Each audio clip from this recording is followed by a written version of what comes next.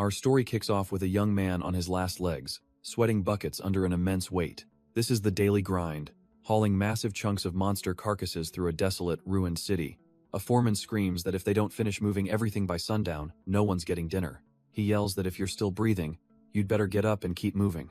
Our boy lets out a pained scream, pushing his body past its absolute limit. But his captain just calls him a useless piece of crap named Zhou Yi and tells him to get a move on. Meet Zhou Yi, an ordinary guy just trying to survive this brutal, post-apocalyptic world. But this wasn't always the norm. It all began not too long ago, back in the year 2026. A modern, bustling world was suddenly struck by a crisis beyond all human comprehension. Massive insects erupted from deep underground, tearing cities apart and opening countless portals to other worlds known as abysses. These abysses were crawling with nightmare fuel monsters, like something from a hardcore game dungeon. But they also unleashed a mysterious radiation, granting a lucky few incredible powers as awakeners. For everyone else who didn't awaken, life became a trash-tier grind doing the filthiest jobs just to eat. This brings us back to our boy, Zhou Yi, and his crew, pushing their bodies to the brink. He finally collapses from sheer exhaustion, unable to move another inch. But his captain, a real piece of work, doesn't see an exhausted man. He grabs Zhou Yi by the collar, ready to beat some sense into him. The captain screams at him, accusing him of slacking off and trying to play the victim. Zhou Yi just takes the verbal assault, seemingly broken and defeated. But as he lowers his head, a faint, almost unnoticeable smirk plays on his lips. With a fresh bruise on his cheek, our boy sarcastically asks the captain if his face hurt his hand. The captain, completely fed up, tells him to get lost if he can't work. But Zhou Yi insists he can. He's then ordered to move a massive monster corpse before dark. Otherwise, no one gets to eat tonight. But as Zhou Yi approaches the carcass, a sudden, violent tremor shakes the entire area.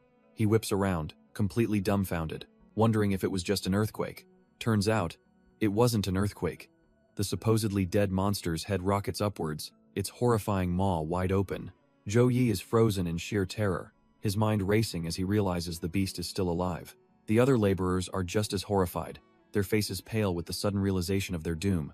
Absolute chaos erupts as the monster snatches a worker and everyone else bolts for their lives. Amidst the panic, Zhou Yi runs with a steely glint in his eyes, already thinking of a way out. Amidst the chaos, Foreman Zhang realizes that simply running is a one-way ticket to the grave. A cold, ruthless glint appears in his eyes as he formulates a truly despicable plan. Suddenly, the sharp crack of a gunshot rips through the air. Our boy Zhou Yi stumbles, a searing pain exploding from his leg. He's completely shocked, his mind reeling as he tries to figure out what just happened. Looking back, he sees the horrifying truth. Foreman Zhang is standing there, pistol aimed right at him. The foreman just cackles, leaving Zhou Yi crippled on the ground to serve as monster bait. Zhang doesn't spare him a second glance, callously declaring that this is the only purpose for weaklings. The bitter realization hits Zhou Yi like a truck the captain left him behind to save his own skin. As despair sets in, he reaches out, wondering why survival is so damn hard for someone powerless like him.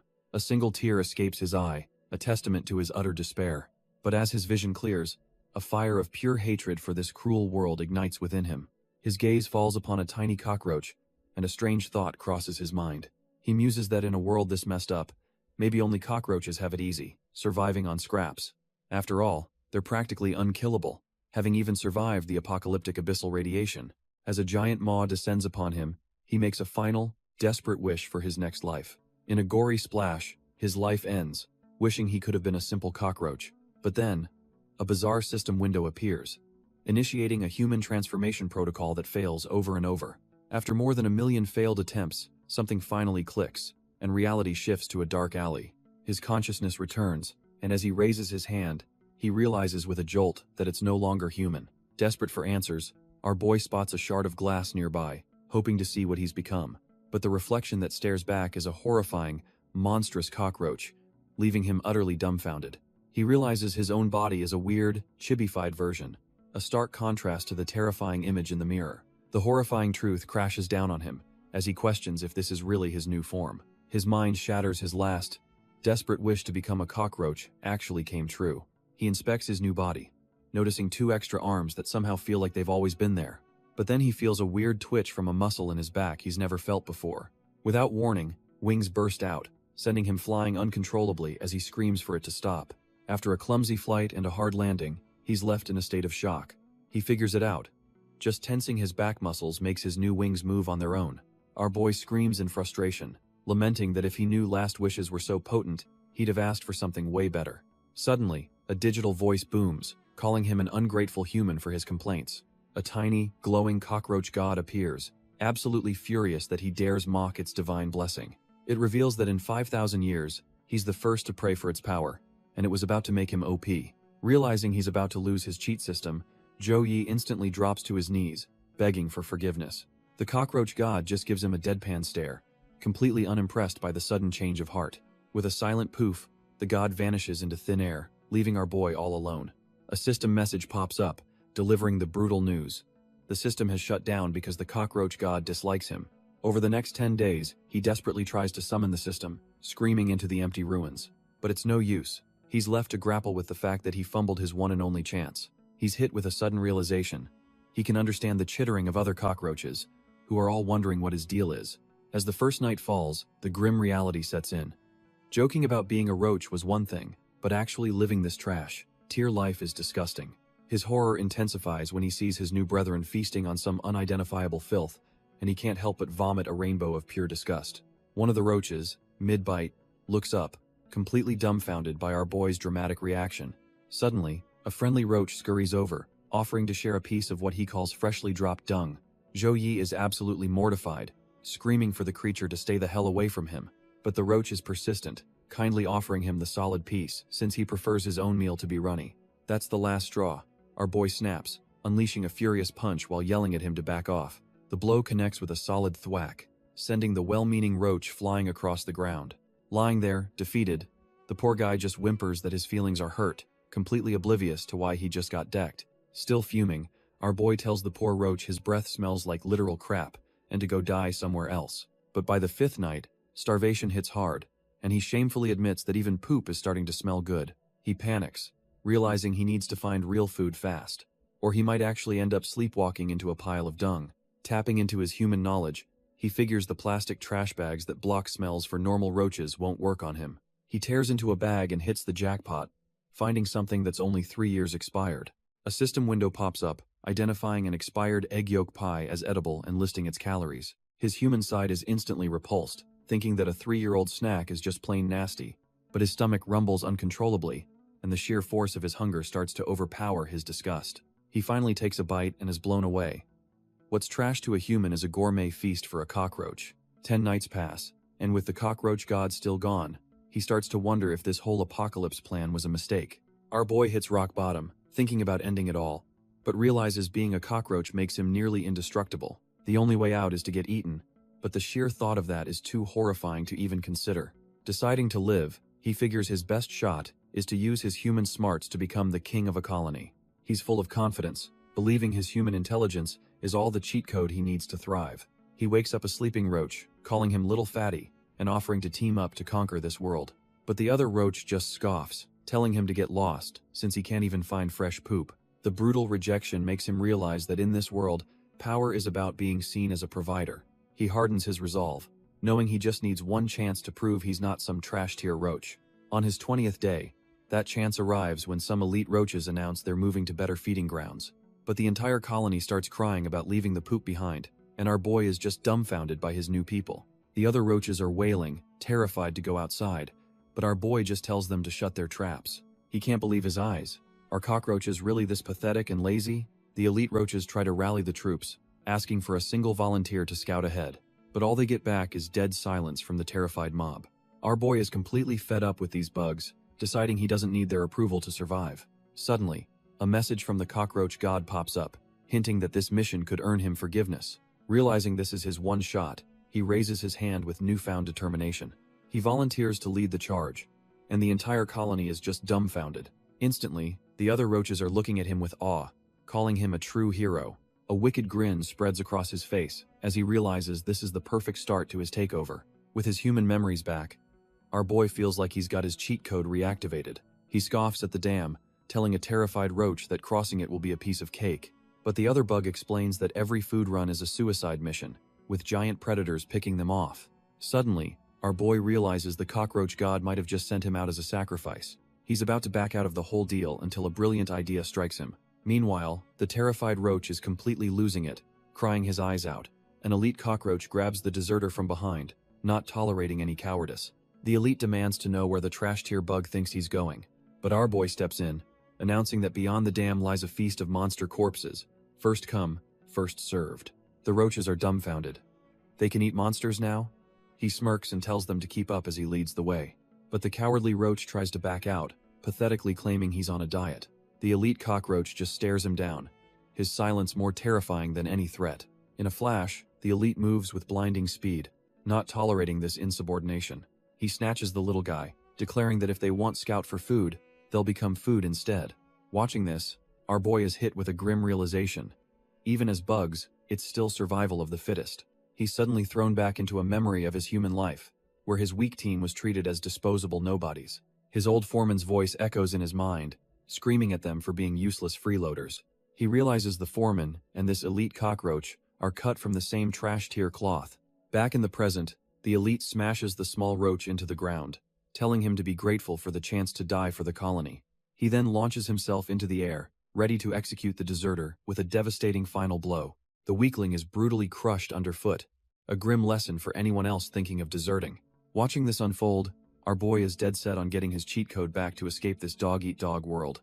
He realizes his current abilities are trashed here. He needs to get overwhelmingly stronger to survive. With newfound resolve, he leads a small scouting party of his own, out into the treacherous night. He takes charge, telling his brothers to spread out and signal if they find anything. But one of the little guys is completely terrified, clinging to him for dear life. Our boy just looks on, annoyed that he has to babysit in a life-or-death situation. The group soon discovers a strange area with wave barriers, which makes no sense since there's no river. Turns out, 2 of the elite cockroaches have been tailing them, getting bored that nothing has happened yet. The other elite agrees, saying they can't let these little brats take all the good stuff for themselves. The elites just laugh, deciding to fly over and use the scouts as bait if things get dicey. Down below, the scouting party is fuming, wondering why the elites with wings made them walk into danger. Our boy watches them go, disgusted by their cowardice. But suddenly he freezes, sensing an immense pressure as a giant, reptilian eye opens from the ground below. One of the scouts is paralyzed with fear, his brain completely short-circuiting. With dawning horror, he realizes the stones they're standing on aren't stones at all. They've walked straight into a trap laid by a whole horde of massive, camouflaged toad monsters. The entire party breaks down, screaming as they realize they're standing on their own graves. A tongue snaps out with lightning speed, snagging one of the flying elites who screams for everyone to scatter. It's an absolute bloodbath as the toads awaken, their tongues lashing out to devour the helpless cockroaches. Just as chaos erupts, our boy's system kicks in, analyzing the mutant toad and revealing a critical weakness. They can't see stationary prey. He screams at the other cockroaches to stay still, but they're too busy having a complete meltdown, crying for their mothers. Suddenly, the divine cockroach god appears, telling Zhou Yi that he's being granted a choice. The first option is simple: take the coward's way out, follow a safe route, and escape with his life. But the second option is far more tempting. Save a comrade, gain his first loyal follower, and take the first step toward becoming the cockroach king. Zhou Yi is dumbfounded. He questions how he can become a king if he ends up as toad food. He steels his resolve, knowing he has to make a choice, while another cockroach continues to wail in the background. He looks over at the pathetic bug cowering behind a rock, and it seems his decision is made. But this moment triggers a memory, flashing him back to his desperate days as a human. He remembers the powerlessness, the chaos, and realizes the thing he wanted most back then wasn't to become a bug, but something more. He remembers reaching out from the rubble, wishing for just one thing. Back when he was a helpless human, he wished someone would be brave enough to turn back and save him. The cockroach god starts a countdown, and our boy realizes that even now, he still longs for a savior. With his mind made up, he swoops in to save the other bug, who's still yelling at him for being a fatso. The rescued roach is bawling his eyes out with gratitude, but Zhou Yi snaps at him to shut up and let him concentrate. He grabs his new blubbering comrade and makes a desperate flight for safety. But their escape is cut short as the gaping maw of a massive camo toad appears right in their path. With no other choice, Zhou Yi unleashes a desperate blast of energy straight down the monster's throat. It's not enough. The toad's jaws clamp down, and our boy is trapped, using every ounce of strength to hold them open. Suddenly, a system notification appears. He's passed the cockroach god's test, unlocking a terrifying new trait called Devour All Things. With his new trait activated, our boy decides to turn the tables on this trash-tier toad. He immediately absorbs the monster's abilities, gaining a sticky tongue and acidic mucus. The camo toad doesn't stand a chance, exploding from the inside out in a shower of green gore. A special reward notification pops up as a human foot emerges from the disgusting puddle. Turns out, the reward was his human form, unlocking a powerful new state called Blind Body. He can feel the raw power coursing through him, a grim smile spreading across his face. Yi throws his arms wide and lets out a triumphant roar, announcing his return to the world. The cockroach god appears, commending him for his righteousness and declaring him a worthy successor. Our boy is completely dumbfounded, wondering if this means he's finally free from his cockroach life. But the god simply explains that being a cockroach means being indestructible, so his form is irrelevant. Yi is completely lost, asking the god to dumb it down for him. The god screams that it's simple.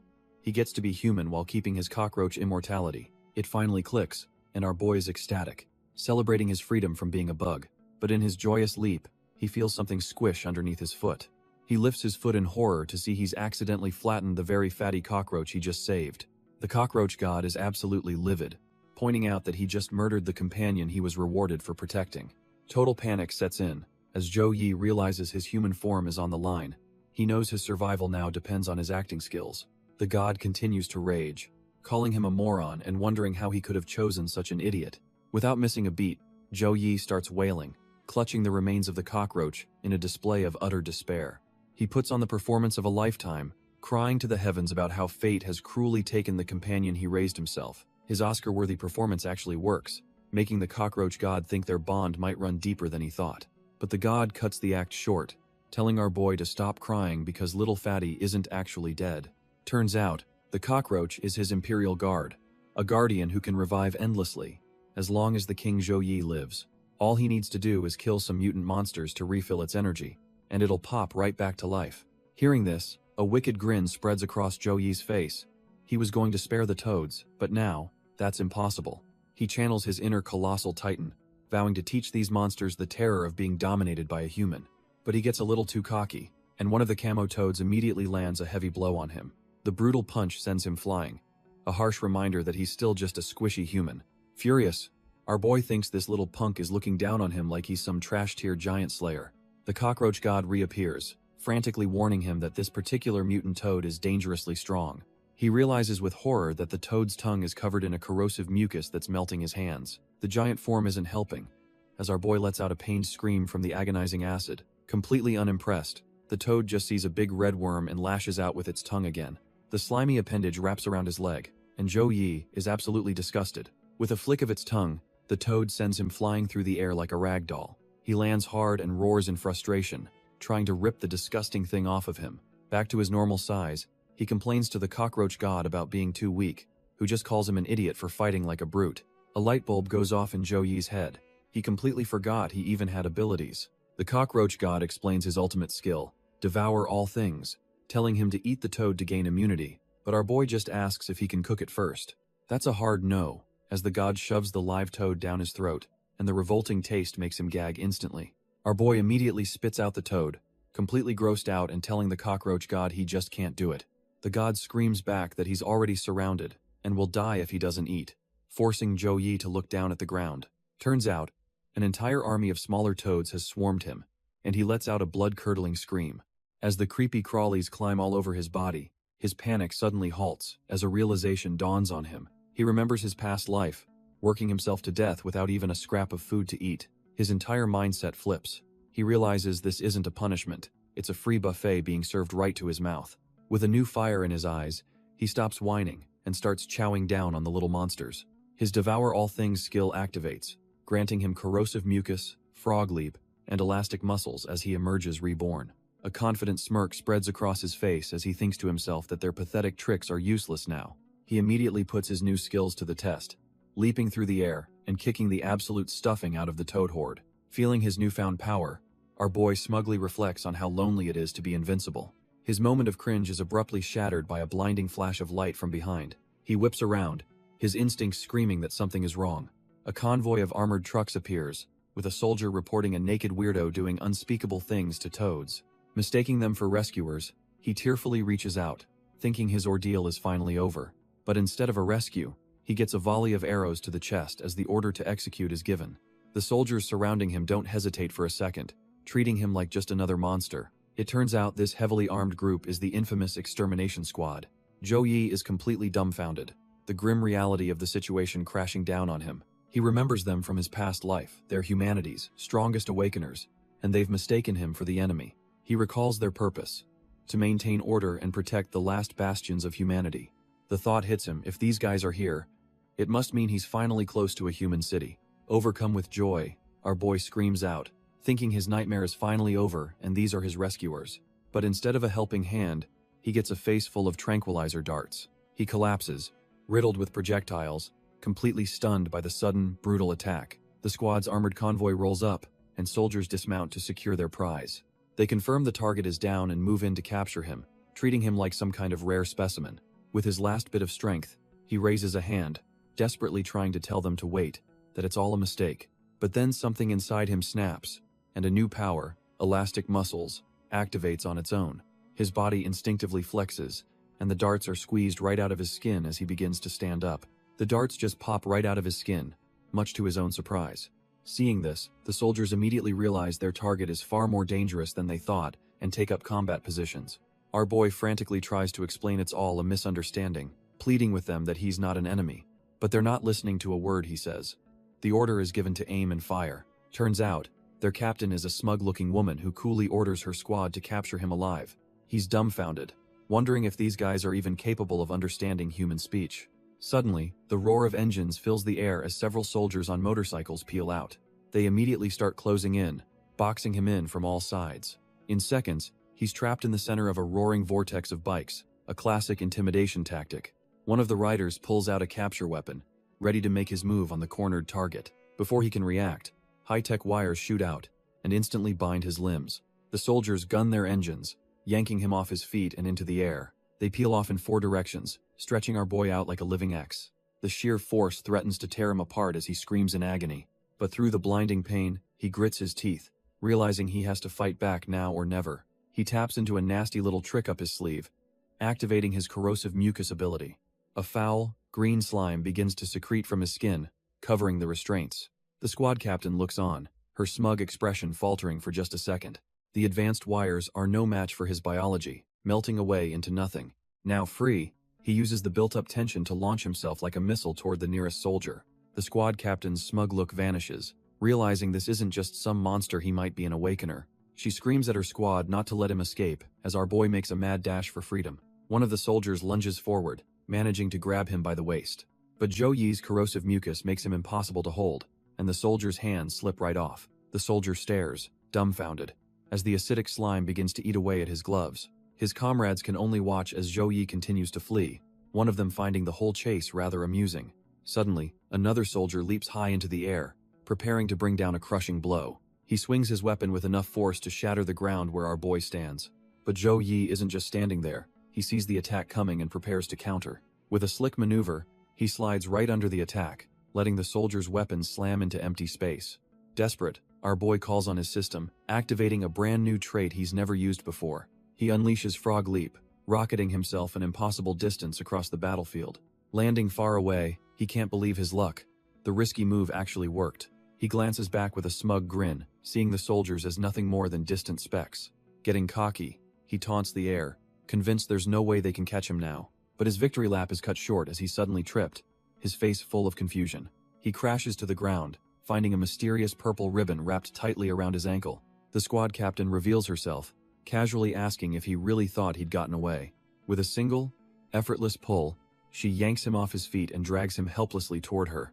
Before he can even process what's happening, she unleashes a flurry of ribbons, completely immobilizing him. With our boy completely subdued, the squad captain learns this is the 13th target they've captured.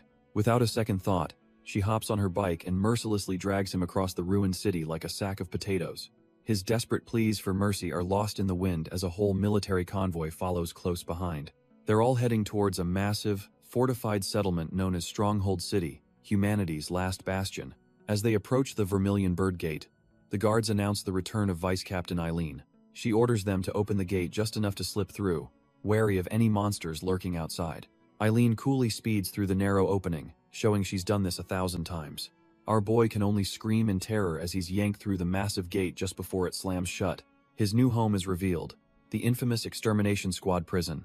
Now in a prison uniform, he tries to talk his way out, but the staff are just shocked that this one, unlike the last 12, can actually speak. The squad captain warns the staff that, while the previous 12 refugees tested as human, her gut tells her something is deeply wrong with them. She recalls how they looked utterly inhuman, more like monsters wearing skin suits. One staffer suggests just executing them, but another insists they wait for the gene test results, refusing to become murderers. It finally dawns on our boy he was captured just because he fit the same weirdo profile as the others. The mention of a gene test sends him into a panic, and he desperately asks the cockroach god if they can be found out. But his divine backup is completely useless, having no idea what a gene test is, and our boy realizes he's on his own. With a heavy slam, the door to the cell block seals him inside his new concrete hell. The guards escort him down the hall, telling him to behave, but then they notice the lights are out where the other prisoners should be. One of the staff members turns to her colleague, asking if she moved the other 12 inmates somewhere. Her partner is just as confused, confirming she didn't touch them, as they both stare at the single remaining prisoner, wondering where everyone else went. Their attention turns to the only inmate left, a bald man sitting silently in his restraints, seemingly oblivious. The squad captain and her staff are completely baffled, unable to comprehend how 12 people could just vanish into thin air. Suddenly, a weird, fleshy membrane drops from the ceiling, completely covering our boy's head out of nowhere. Everyone looks up in sheer panic, their blood running cold as they try to process what is floating above them. And the answer is a scene from a horror movie. The 12 missing prisoners are now floating like grotesque, human-faced balloons. Their heads are swollen to impossible sizes, their faces stretched into silent, agonizing expressions of pure terror. Zhou Yi is about to have a full-blown panic attack when he notices the bald prisoner is now glowing with a sinister red aura. A low growl rumbles from the inmate's chest as he begins to power up, his face hidden in shadow except for two burning eyes. A sadistic grin spreads across his face as his skin begins to crack and split, revealing the monster he truly is. In a sickening burst of flesh and red energy, his head explodes into a horrifying maw of teeth, ready to feast. Our boy and a lead researcher are left completely dumbfounded by the sudden, horrifying transformation. The bald prisoner's new form is a writhing mass of flesh and tentacles, roaring as it lunges forward. It unleashes pure chaos, flinging Zhou Yi aside and ensnaring the helpless staff members. The squad captain reacts instantly, barely dodging a whip-like tentacle strike aimed right at her. She grits her teeth, finally understanding that this horrifying creature is the prisoner's true form. But the researcher isn't so lucky, screaming in agony as red pustules erupt all over her skin. The parasitic infection spreads with terrifying speed, consuming her in a matter of seconds. Zhou Yi looks down in horror to see the same grotesque spores blooming on his own arms, completely bewildered by the situation. Suddenly, the cockroach god appears, urgently warning him that he's been parasitized and needs to chew the monster's spores to survive. The monster ignores them, its gaze locked on the squad captain as it growls that it wants to possess her body. The squad captain smirks, completely unfazed. She's more interested in the fact this new species can talk. While she's distracted, the monster's tentacles snatch up the last two researchers, who scream in pure terror. Wasting no time, she summons her purple energy whip, ready to slice the beast to ribbons. She leaps through the air with insane agility, dodging the flailing limbs that smash the researchers into the floor. But she realizes this is a bad matchup. Parasite types are a pain, and her powers are nearly useless without any magic crystals. Her eyes then lock onto a tray of surgical tools, and a desperate plan begins to form. Using her energy, she telekinetically lifts a single, gleaming scalpel from the tray. With a powerful flick, she launches the tiny blade like a high-speed bullet right at the creature. The energized scalpel slices clean through one of the monster's disgusting, eye-covered tentacles. The beast recoils, but it's already finished its work, gruesomely absorbing the two researchers into its pulsating flesh. The squad captain's eyes widen as she realizes her target is being used as a human shield. With insane control, she halts the scalpel just an inch from the infected researcher's face. The monster seizes the opportunity, grabbing our boy Zhou Yi and calling the captain a cowardly human. As the spores dig into him, the cockroach god tells him to stop whining and just devour the infection.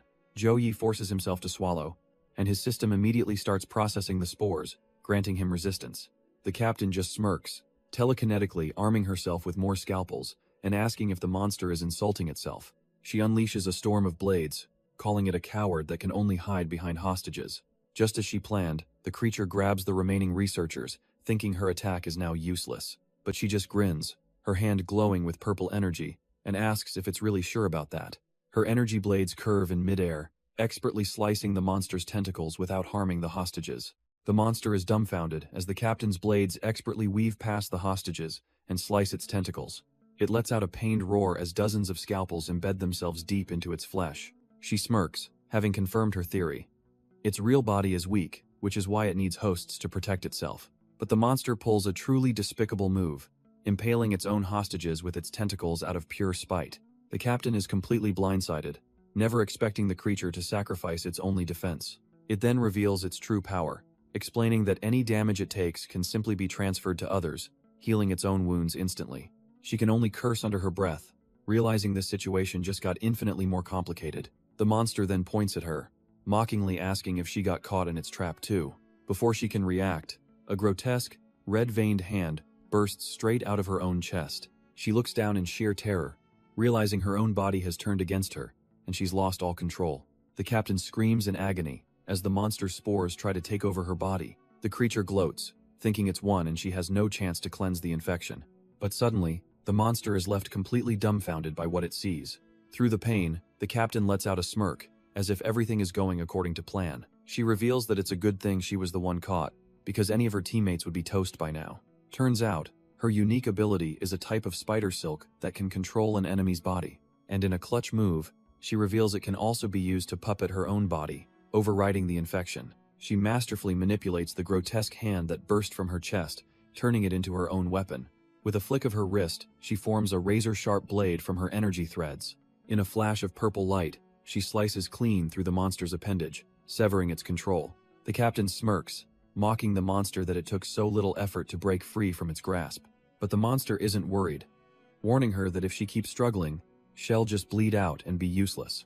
He then reveals his trump card to infected researchers and threatens to kill them if she runs, suggesting they escape together. The captain just scoffs, telling the beast that she's not leaving until she's put him in the ground for good. Suddenly, the monster's attention is drawn to our boy, Zhou Yi, who's being crushed by its tentacles. The creature is completely dumbfounded, realizing its mind control infection isn't working on him at all. Annoyed by this anomaly, the monster decides to just erase him, firing a massive energy beam. Zhou Yi sees the attack coming and knows he's a dead man. There's absolutely no way to dodge it. But just as the beam is about to connect, mysterious purple threads suddenly wrap around his body. In a clutch save, the squad captain yanks him out of the blast's path with her energy silk.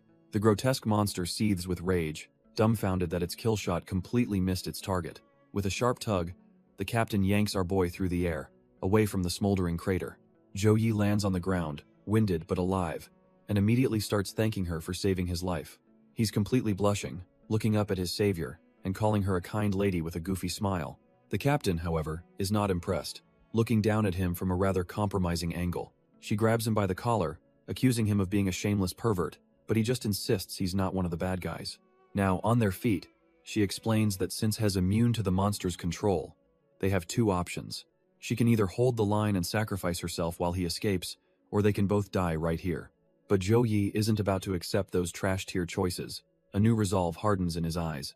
He stands tall, looks her dead in the eye, and declares that he's choosing option C. The squad captain is completely dumbfounded, demanding to know what the hell option C even is. Our boy just grins, proposing they team up and blow that ugly mushroom monster to bits together. She's a little impressed but mostly skeptical, asking why he's so eager to throw his life away. Zhou Yi's expression turns dead serious, his resolve unwavering as she watches him. A painful memory flashes back the moment his old crew left him behind to die. He remembers reaching out helplessly as his so-called teammates ran for their lives.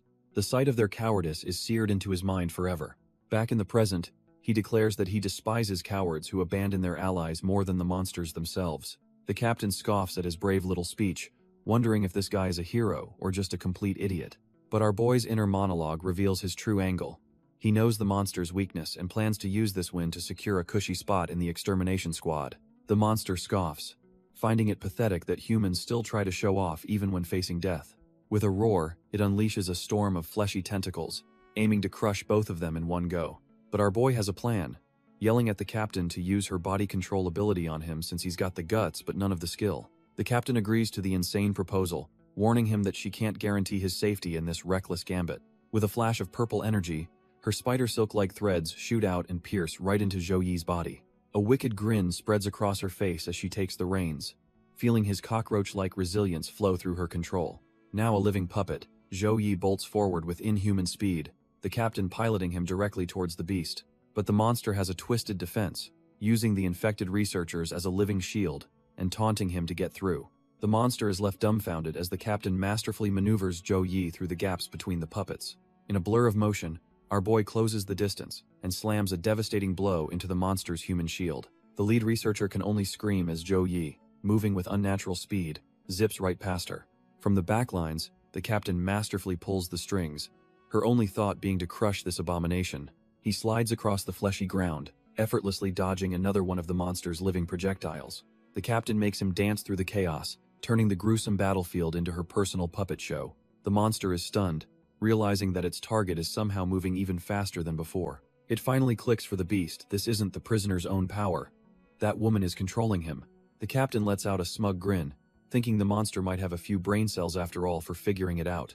Having finally broken through the meat shield defense, our boy is launched directly at the monster's core.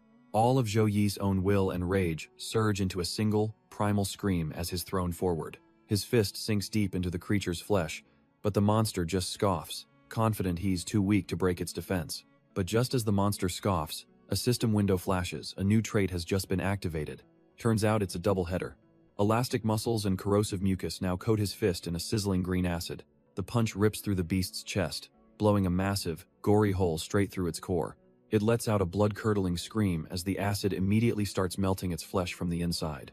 Even the captain is dumbfounded, realizing her little puppet was hiding some serious abilities from her. The monster's body begins to dissolve and drip away, the corrosion too potent for its regeneration to handle. It stumbles back in utter disbelief, unable to comprehend the sheer power behind that single attack. For a moment, a flicker of our boy's true self shines through with a look of cold satisfaction. The monster desperately tries to use its ultimate skill, thinking it can just transfer the fatal damage away. But when it looks down, it's met with confusion for some reason. Its trump card isn't working at all. The monster is in a full-blown panic, realizing its regeneration has been completely shut down. Turns out, the squad captain was one step ahead the entire time. With a smirk, she reveals she already extracted all his parasitic spores from the researchers he'd infected. She crushes the pulsating mass in her hand, completely severing his only escape route. Her attention then snaps back to our boy, her eyes glowing as she wonders how fun it'll be to slice him up. Defeated, the monster's body begins to crack and crumble into nothingness. But it has one last trump card, detonating one of its massive, floating head bombs from above. The entire prison floor is showered in a gruesome rain of blood and gore. Both the captain and Zhou Yi are caught completely off guard by the sudden explosion. They watch in disbelief as all that blood starts gathering, flowing back into the monster's dissolving body.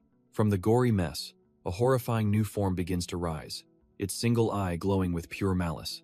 Both the captain and our boy are dumbfounded, realizing this fight is far from over. The blood pools together, bubbling and twisting as it reforms the monster's body from scratch. It towers over them, a colossal beast born from the remains of its last-ditch explosion.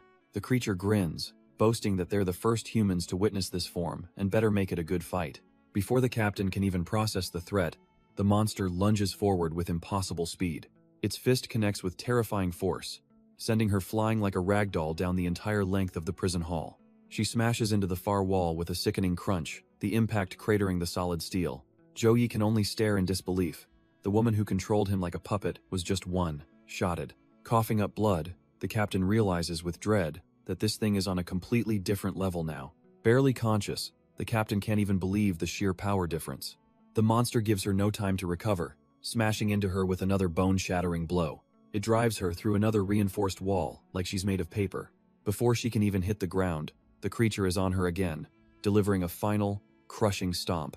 She's left in a crumpled heap, bleeding from her mouth and completely incapacitated. The red beast stands over her, a testament to its overwhelming new strength. But it suddenly pauses, realizing that amidst the chaos, someone actually managed to land a hit on it. Its head snaps around, its glowing eyes locking onto Zhou Yi from across the hall, identifying him as the culprit. Our boy feels a cold sweat as he realizes he's just painted a massive target on his back. The monster doesn't even hesitate, launching itself at Zhou Yi like a crimson cannonball. It smashes into our boy's gut with enough force to liquefy his insides, sending a spray of blood everywhere. He's sent flying across the room, slamming into the ground so hard it craters beneath him. A system notification pops up, confirming the grim reality. Every bone is broken and his organs are severely damaged. His eyes roll back into his head. By all accounts, that single blow was a fatal one. But just as he's about to fade, his overpowered immortality trait kicks in, initiating a full-body regeneration. Bones begin to snap and grind back into place as his body forcibly stitches itself back together. Zhou jolts back to consciousness, a silent scream in his mind as he realizes how close he just came to permanent death. Suddenly, the cockroach god appears, frantically warning him that if he takes another hit like that, not even it can save him. Taking the god's warning to heart, our boy Zhou decides his only move is to play dead. From the ground, he can only watch and pray that the squad captain somehow has what it takes to win this. The monstrous bald prisoner stands over him, a terrifying silhouette of pure power. This beast scoffs, muttering to itself about how ridiculously weak its opponent is. Suddenly, a sharp sound catches its attention, and it turns just in time to see what's coming. The squad captain flies in with a desperate, all-or-nothing kick aimed right at its head, but the monster just casually snatches her leg out of the air, completely stopping her momentum. She's utterly dumbfounded, unable to process how her final, most powerful attack was just no-sold. With a wicked grin, the creature tightens its grip and prepares to slam her into the ground. With zero effort, the monster ragdolls the squad captain, smashing her into the wall with brutal force. The impact is so immense it shatters the reinforced wall, leaving a massive crater. She's left pinned and bleeding, trapped by some kind of sticky white substance. The bald prisoner scoffs, pointing out how pathetic it was that she tried to tie him up with her silk ability. He casually rips her free and tosses her into the air, complaining about how uncomfortable the silk feels. As she falls helplessly, the creature winds up for a devastating punch, ready to end this. The blow connects with the force of a freight train, sending her flying back into the wall. She slammed against the concrete, her own silk-like powers now pinning her in place. Slumped on the ground, she realizes in horror that both of her legs are completely broken. Coughing up blood, the squad captain grits her teeth. Her legs may be useless, but she can still fight with her arms. Our boy Zhou, who's been playing dead, finally opens his eyes to see the absolute carnage. He's dumbfounded. If even Vice Captain Eileen of the elite extermination squad was defeated, their situation is hopeless. With a surge of desperation, he starts crawling, calling out to someone nearby. He reaches the unconscious researcher, pleading with her to tell the vice captain to unleash her full power. But as he begs, her hand falls open, revealing a strange, glowing red crystal. Zhou freezes, his eyes locking onto the mysterious object. Realizing no one else is coming to save them, he makes a split-second decision and takes the crystal for himself. A grim look of determination flashes across his face. He's got a new plan. Staring at the massive monster between him and the fallen squad captain, our boy panics, realizing this is an impossible mission. Suddenly, the cockroach god appears, telling him there's a slim chance if he pushes his elastic muscles trait to its absolute limit. Zhou hope is immediately crushed when the cockroach god reveals the plan's success rate is a trash tier 10%. The divine being lays it out cold. It's either a 10% chance to live, or a 100% chance to die, doing nothing. With no other choice, Zhou face hardens with grim resolve. He activates his elastic muscles trait, his body coiling like a spring ready to snap. With a desperate roar, he explodes forward, a blue and white blur rocketing across the floor. The hulking red monster turns its head, seemingly unfazed by the tiny insect charging its way. But the cockroach god screams a warning. The monster is faster than expected, and his odds just drop to 5%, but our boy is already committed. Our boy rockets forward, a desperate blur of motion aimed straight at the crimson behemoth. The cockroach god screams that his odds have tanked to 1%, but Zhou is all in, believing he's got this. His charge comes to a dead stop as the monster effortlessly snatches him out of the air by the head. The creature's glowing eyes narrow, silently mocking him for such a pathetic attempt. With a single, brutal motion, it slams Zhou into the floor, as the cockroach god declares the success rate is now 0. He's left sprawled in a crater, covered in his own corrosive mucus, and utterly defeated. The monster looms over him, raising its massive foot to stomp our boy into a bloody paste. But even beaten and broken, a defiant fire burns in Zhou eyes. He refuses to accept a 0% chance. As the foot descends, his hand shoots out, desperately trying to catch the monster's falling core. The monster's foot smashes down, but somehow, it's stopped dead in its tracks just inches from crushing our boy. It scoffs internally, thinking Zhou resistance is utterly pathetic. But a split second later, it realizes something is terribly wrong. Its foot won't budge. Looking down, it sees strange purple threads of energy have wrapped around its leg, holding it fast. The monster immediately recognizes the technique. It's the spider silk ability from that woman. It turns out Zhou's desperate gambit was to pass the magic crystal to the squad captain all along. Now, back on her feet and radiating power, she sarcastically remarks how touched she is by his sacrifice. Her hands morph into deadly energy claws as she prepares to enter the fray. The once unstoppable monster is now completely bound and helpless, caught in her web. With a flick of her wrist, the squad captain yanks the monster off its feet, slamming it into the ground. She channels all her remaining energy, forming a massive, razor-sharp blade from her purple power. Leaping onto the restrained beast, she prepares to deliver the final blow with her ultimate technique, the spider snowblade.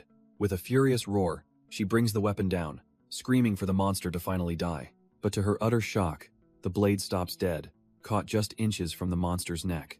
The creature scoffs, remarking that even with borrowed power, humans are still pathetically weak. With a simple clench of its fist, the monster shatters her ultimate weapon into a million pieces. Before she can even react, its hand is around her throat, lifting her effortlessly into the air. In a final, brutal move, the monster impales her clean through the chest, leaving her for dead. From across the hall, our boy Zhou Yi can only watch in horror as the squad captain is defeated. The monster holds her up like a broken doll, a testament to its overwhelming power.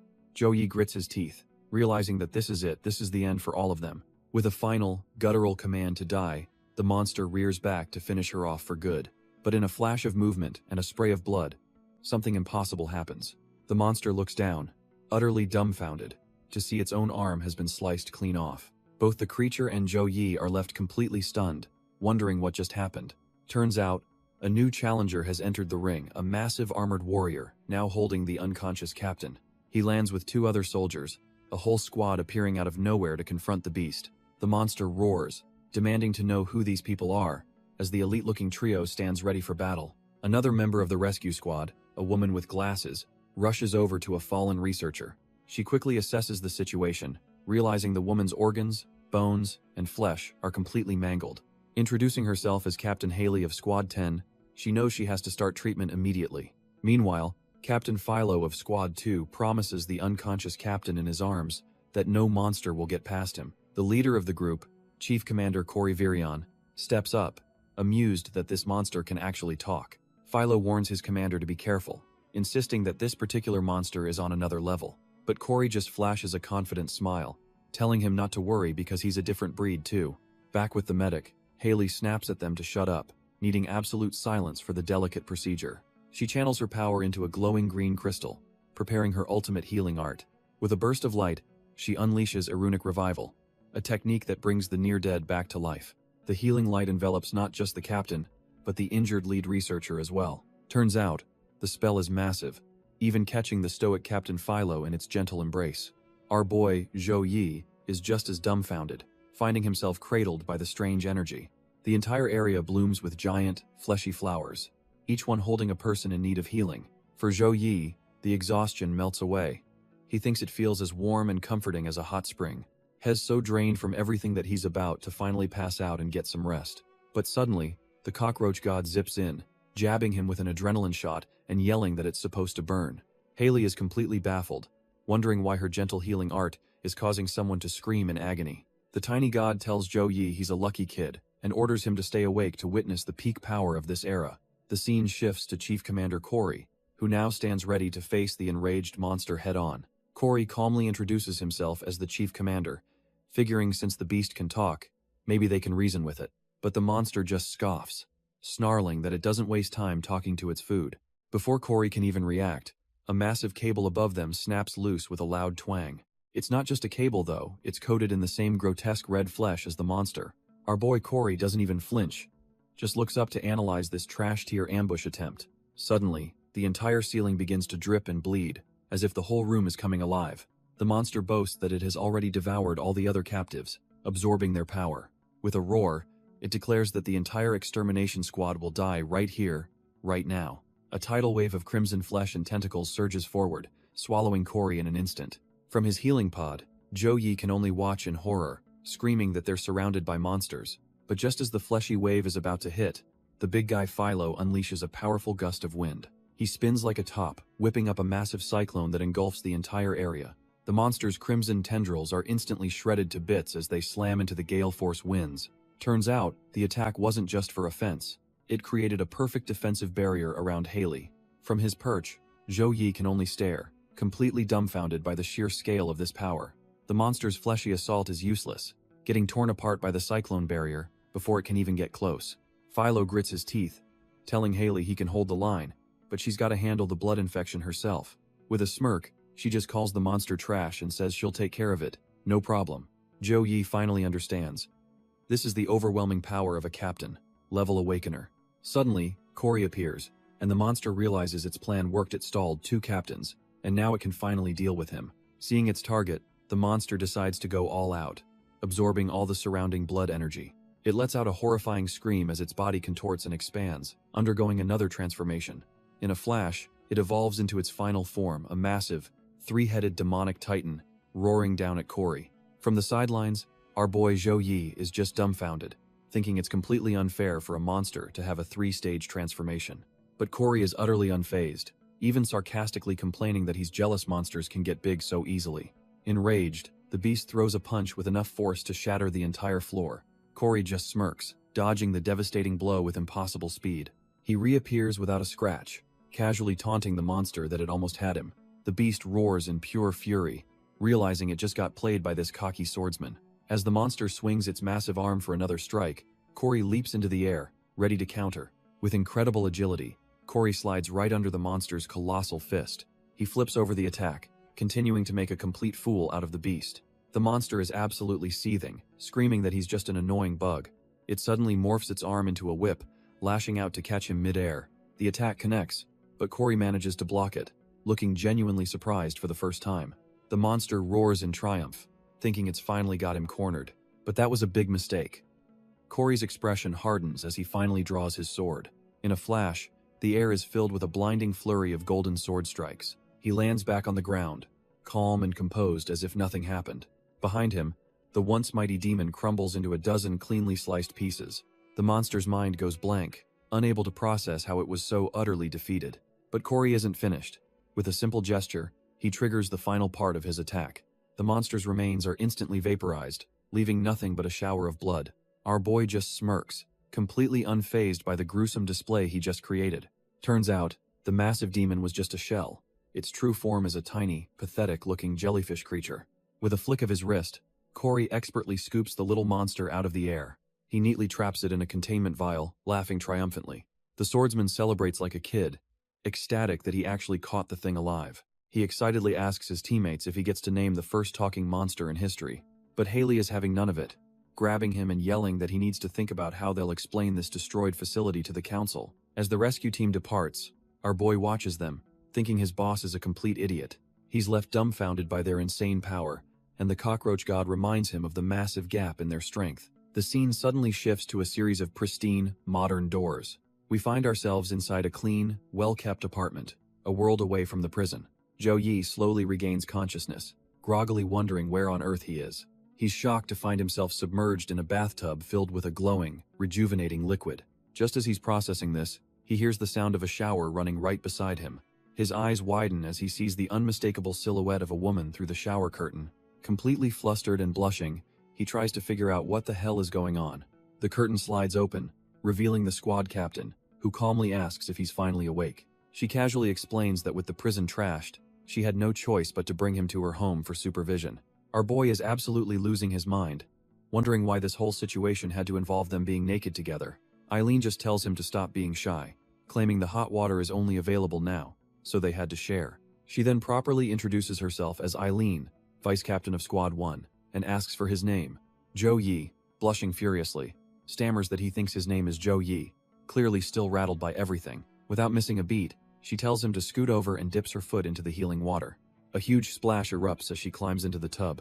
He's left completely dumbfounded as Eileen settles in right in front of him. She then turns around, ordering him to lie down so she can properly inspect his wounds from the battle. The moment her hand touches his back, our boy's brain just completely short-circuits. Our boy is screaming internally, wondering if this woman has any concept of personal space. Eileen, however, is just impressed, noting that his back has healed perfectly without a single scar. She gives him a good slap on the back, complimenting his insane regeneration, which sends him into another fit of blushing. Suddenly, the cockroach god pops up with a system alert about his spiking vitals, asking if it should activate reproduction mode. Trying to distract her, Zhou Yi points to his chest, mentioning a scar from a brutal monster that even the captain's healing couldn't fix. But as he tries to show her, the cockroach god starts a 5-second countdown to activate the dreaded mode. The countdown continues as our boy thrashes in the water, his panic reaching its absolute peak. With no other choice, he bolts out of the bathroom, yelling that he's got to go and she can have the tub to herself. Eileen is left completely alone and dumbfounded, wondering what on earth just happened. Meanwhile, Joe Yi is hiding out in the living room, panting and trying to get himself under control. He curses the system, thinking he would have died of pure embarrassment if he'd stayed in there a second longer. Just then, a news report on the TV catches his eye, detailing spatial fluctuations near Minghai City. His blood runs cold as he realizes the attacked outpost shown on screen is the very place he used to live. The reporter continues, explaining that by the time the extermination squad arrived, the entire place was already abandoned. A chilling thought hits him. If he hadn't left when he did, he'd be just as dead as everyone else. As the broadcast warns citizens about otherworldly portals, our boy sits there, completely lost in his dark thoughts. But the cockroach god pops up, telling him to quit overthinking because it has some seriously good news. Turns out, his squashed buddy, Little Fatty, has been fully revived as a powerful Imperial Guard. Joe Yi is completely dumbfounded, wondering what on earth an Imperial Guard even is. The system explains that from now on, Little Fatty is immortal and will always return as long as our boy is alive. Our boy thinks an immortal cockroach sounds way too overpowered, but he's skeptical about how it's supposed to be a guard. The cockroach god chimes in, explaining that Little Fatty can also level up and, for now, can share his vision. Intrigued by the possibilities, Joe Yi doesn't hesitate to slam the summon button on his system screen. A bright blue light erupts in the room as the summoning sequence begins. The light quickly materializes, taking the familiar shape of his fallen comrade. And just like that, Little Fatty is back from the dead, ecstatically calling out to his big bro. The newly revived cockroach flies right into Joe Yi's personal space, clearly overjoyed to see him again. But then he bluntly says his big bro looks kinda ugly now like a human, leaving Joe Yi completely dumbfounded. The cockroach god tells him to get over it and test the new vision syncing ability by commanding the little guy to fly. With a flick, Little Fatty zips past his head, ready for his first scouting mission as an immortal guard. But instead of scouting the building, the little guy immediately drills under the nearest door. He bursts into a bathroom, only to find the stone-cold squad captain, Eileen, taking a bath. Our boy Joe Yi, seeing everything through the vision sync, absolutely loses it, screaming for Fatty to get out. The little roach just cheekily implies he knew his big bro secretly wanted to peek in. Eileen, however, is not amused in the slightest, her eyes flaring with murderous intent. With a casual flick of her finger, a thin strand of purple energy shoots out. The energy whip instantly wraps around Fatty, trapping the poor guy mid-air. She constricts her power, and the immortal guard just melts into a pile of disgusting goo. Back in his room, Joe Yi is completely dumbfounded, his mind short-circuiting from the horror he just saw. Then the psychic backlash hits him like a freight train, and blood erupts from his eyes as he feels Fatty's agonizing death. The cockroach god casually explains that he forgot to mention a tiny detail. If a shared sense unit dies, our boy suffers the backlash. The next day, after recovering from the ordeal, Joe Yi waits outside what looks like an agency building. Suddenly, a test report is slammed down on the table in front of him. It's Eileen, and she informs him that his test results came back completely normal. Joe Yi looks at the folder, a little stunned by the news. With a smug look, she tells him he's free to go, clearly trying to get rid of him. But our boy doesn't move, his mind hardened by the horrors he witnessed. He places his hand firmly on the report, having made a life-changing decision. Looking her dead in the eye, he declares that he wants to join the extermination squad. Eileen is completely caught off guard, questioning if he's serious since their squad's mortality rate is sky-high. But Joe Yi fires back, asking if she really thinks the survival rate for normal people is any better in this monster-infested world. He declares that he's an awakener who fought by her side, his record is clean, and he wants a straight answer. Eileen just stares, his raw determination clearly getting through to her. She finally lays out the facts. The extermination squad's selection tournament is in just 7 days. And to make matters worse, she warns him that this year's competition is rumored to be the toughest in history. Our boy doesn't even flinch, his gaze hardening with resolve. He decides to play his trump card, reminding her of the life-saving debt she owes him. With her back turned, she simply tells him to stand up. A smirk plays on her lips as she admits she admires his shameless persistence, agreeing to give him a shot at some special training. But from the shadows, a mysterious man is watching their entire exchange with keen interest. Turns out, that mysterious man is Chief Commander Corey Virion, and he's ordering a researcher to forge our boy's medical report. The poor researcher is sweating bullets, revealing that Joe Yi's gene test results showed something distinctly not human. With a sly grin, Corey decides this little secret is something they'll keep under wraps for now. Meanwhile, our boy arrives for his so-called special training. He's brought to a high-tech training base, standing before a massive sealed gate labeled Abyss Entrance. Zhou Yi is completely dumbfounded as he and a few other recruits are gathered before the ominous portal. He immediately confronts Eileen, absolutely losing his mind that her idea of training is to just throw him into an abyss. Our boy knows exactly what that means. A death sentence against monsters far stronger than anything on the surface. To make matters worse, he looks around and realizes his backup is just 4 other teenagers who look barely out of school. He locks eyes with 2 of his new teammates, Justin and Lu Yao, feeling utterly hopeless about his chances. He's then introduced to the last 2 members of this suicide squad, the calm, collected Sukai and a wild-looking kid named Song Tao. Ignoring his panic, Eileen begins her lecture, explaining that each abyss is a portal to another world. She lays out the danger levels, ranked from a pathetic E-class all the way up to a world-ending S-class. With a smirk, she gestures to the gate and says this one has already been scouted, though that's not much comfort. She casually walks over to a console and begins the activation sequence with her sharp, claw-like fingers. As she works, she explains their job is to dive in, kill monsters, and stop these other worlds from invading theirs. Turns out, these abysses are just tunnels left behind by giant worms from some great cataclysm in the past. With a final touch, the massive gate begins to hum and glow with an intense, otherworldly light. A vortex of energy erupts as the portal fully opens, and Eileen just stands there like it's a gentle breeze. She then turns to the team and appoints Justin as the leader, since he's apparently the only one with any experience. Justin wastes no time, shouting his acceptance of the leadership role with full confidence. With that settled, the team steps through the portal into a world of impossibly colossal trees. They've arrived in the silent dark jungle, a supposedly trash-tier E-class abyss meant for training.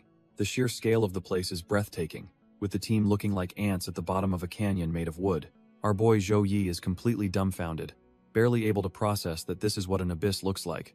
His shock quickly turns to terror as he spots a freakish monkey with a snake for a tail lurking in the branches. Before he can even process that, the creature lunges towards Justin, who stands his ground, ready for a fight. But the horrors don't stop there, as Zhou Yi turns to see a spider the size of a small car crawling out of the shadows. He looks up, completely overwhelmed by the massive scale of the forest, feeling utterly insignificant. The rest of the team is just as silent, realizing that stepping through that gate was like being born into a whole new, terrifying world. As the team pushes deeper into the eerie jungle, Justin takes the lead, looking like a seasoned pro. He glances back over his shoulder, his eyes locking onto our boy with a stern expression. Without warning, he yanks Zhou Yi's bag, bringing him to a dead stop. Justin lays down the law, telling him he's just a porter and is forbidden from fighting any monsters. Zhou Yi is completely baffled by the sudden hostility. Turns out, Justin is just seething with jealousy, convinced our boy only got here by making a move on his goddess, Eileen. Zhou Yi, completely misreading the room, just yanks his bag back with a dark look on his face. This just infuriates Justin more, who thinks Zhou Yi is actually refusing the order. But our boy is secretly thrilled. He thinks this is the perfect deal since he gets to stay safe and just carry their stuff. Justin is left utterly speechless, completely dumbfounded by Zhou Yi's cheerful acceptance of the demotion. Our boy is absolutely beaming, internally celebrating that he's totally safe from any danger. Justin, however, is just staring at him, wondering if this kid is completely insane. Fully embracing his new role, Zhou Yi enthusiastically starts asking everyone for their backpacks. He even offers to take Lu Yao's bag, who just looks at him, slightly bewildered by his eagerness. She quickly shuts him down, telling him there's no need since she can handle her own gear. Now loaded down like a pack mule, Zhou Yi happily falls to the back of the group. He puts on a serious face, pretending to wonder why a normal guy like him is forbidden from fighting. Suddenly, the forest erupts as a pack of beast-like monsters ambushes the party. Philo immediately steps up to the plate, his eyes glowing as he unleashes a storm of energy. He moves like a blur, effortlessly tearing through the monsters and slicing them to ribbons. From the back, our boy Zhou Yi observes how this world works. Awakeners absorb monster abilities through their crystal weapons. It's just like a video game. The more they kill, like Lu Yao effortlessly dispatching a few beasts, the faster they level up, just as Justin carves his way through another monster. But this method is a grind, and Zhou Yi notes that even the best Awakeners get totally gassed from constant fighting. After slaying over 300 monsters, an exhausted Justin finally gets the notification that he's leveled up. Watching from a distance, Zhou Yi just smirks, thinking to himself that he's simply built different. While the others are fighting for their lives, our boy is calmly setting up for a meal. He casually carves up the fresh monster meat he's gathered from the battlefield. After cooking it over a fire, he takes a bite, savoring his hard-earned meal. A system window pops up, granting him a new trait, and he realizes he doesn't need to kill monsters, he just needs to eat them. It hits him. By eating a piece of a monster, he can steal its traits. He keeps chowing down, gaining and boosting abilities like toxic resistance and jungle adaptation. After his feast, he pats his full stomach, having also acquired sunlight affinity. With a loud burp, our boy kicks back, completely satisfied and surrounded by bones. Hez made up his mind. Hell joined the extermination squad's logistics team to get strong by just eating. He throws his hands up in praise of the cockroach god for this absolute cheat tier ability. Just then, Justin and his exhausted party stumble upon the bizarre scene, completely speechless. They're all dumbfounded, thinking how this guy is having a buffet while they're fighting for their lives. But their confusion is cut short, as a strange sound echoes from the silent, dark jungle. Something massive is tearing through the trees, heading straight for them at an insane speed. A monstrous beast, the jungle heavy-horned beast, smashes through the trees, radiating pure power. It immediately clashes with another apex predator, the king of the snake-tailed monkeys. The Monkey King roars, trying to stand its ground, but it's clearly outmatched. In a single, brutal charge, the horned beast gores the Monkey King, sending it flying in a shower of blood. Our boy, Zhou Yi, watches from the bushes, completely stunned by the raw display of power. Justin realizes this is the Abyss's final boss, a monster that just one-shot a near-night-level creature like it was nothing. Despite the insane power gap, Justin tries to rally his rookie team, claiming they can win if they just stick to his plan. But Zhou Yi isn't buying it. He's just staring blankly, remembering a very different set of rules. A flashback hits him of his captain, Eileen, warning that if they act recklessly and get crippled, their insurance won't cover a thing. With that cold, hard logic in mind, our boy tells Justin that Eileen forbade fighting the boss, and he is absolutely out of there. Justin grabs our boy by the collar, calling him a loser and telling him to go guard the backpacks. Lu Yao watches the whole exchange, her face a mask of cold indifference. He then shoves a map at Zhou Yi, ordering him to stay put at a very specific location. Accepting his fate as the pack mule, Zhou Yi loads up and wishes the glory-hogging team good luck. The other two teammates, Su Kai and Song Tao, just exchange a nasty little smirk. As our boy walks away, Lu Yao asks Justin if the spot he marked is the same as their planned ambush point. Justin just grins like a psychopath, confirming her worst fears without a shred of guilt. His real plan is revealed. He's already stuffed the 4 backpacks Zhou Yi is carrying with high-grade explosives. He'll let the boss lock onto Zhou Yi, detonate the bombs, and then his team can just swoop in to finish off a weakened monster. Lu Yao is completely horrified, realizing her captain is willing to sacrifice a teammate just to clear the dungeon. Lu Yao desperately tries to stop her captain, but her plea falls on deaf ears. Justin's eyes glow with a menacing light as he warns her to cut the pity act, making it clear hell only let this slide once. The scene shifts to the seemingly peaceful forest where our boy has been sent. Zhou Yi arrives at the designated safe zone, completely oblivious that he's a walking time bomb. All of a sudden, the ground starts to shake violently beneath his feet. He naively thinks the tremors must be from his team's epic battle happening far away. As the rumbling gets louder, he stands up, trying to figure out where the hell it's coming from. A horrifying realization dawns on him. The cataclysmic noise isn't distant at all, it's heading straight for him. Something tears through the tree line at an impossible speed, snapping massive trees in its path. It's a whole damn swarm of beast monsters, and they're all beelining it right for him.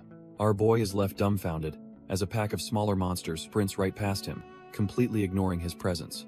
Before he can process it, a colossal blur of white armor and raw power smashes through the forest. He whips his head around just in time to see the source of the stampede, and his blood runs cold. A monstrous, rhino-like beast erupts from the ground beneath him, its armored head slamming into him with bone-shattering force. He's launched into the air like a ragdoll as the beast continues its unstoppable charge, plowing through a massive tree. The impact is so brutal he coughs up a lungful of blood mid-flight, his body already giving out. He crashes through another thick tree, the wood exploding around him as his momentum carries him onward.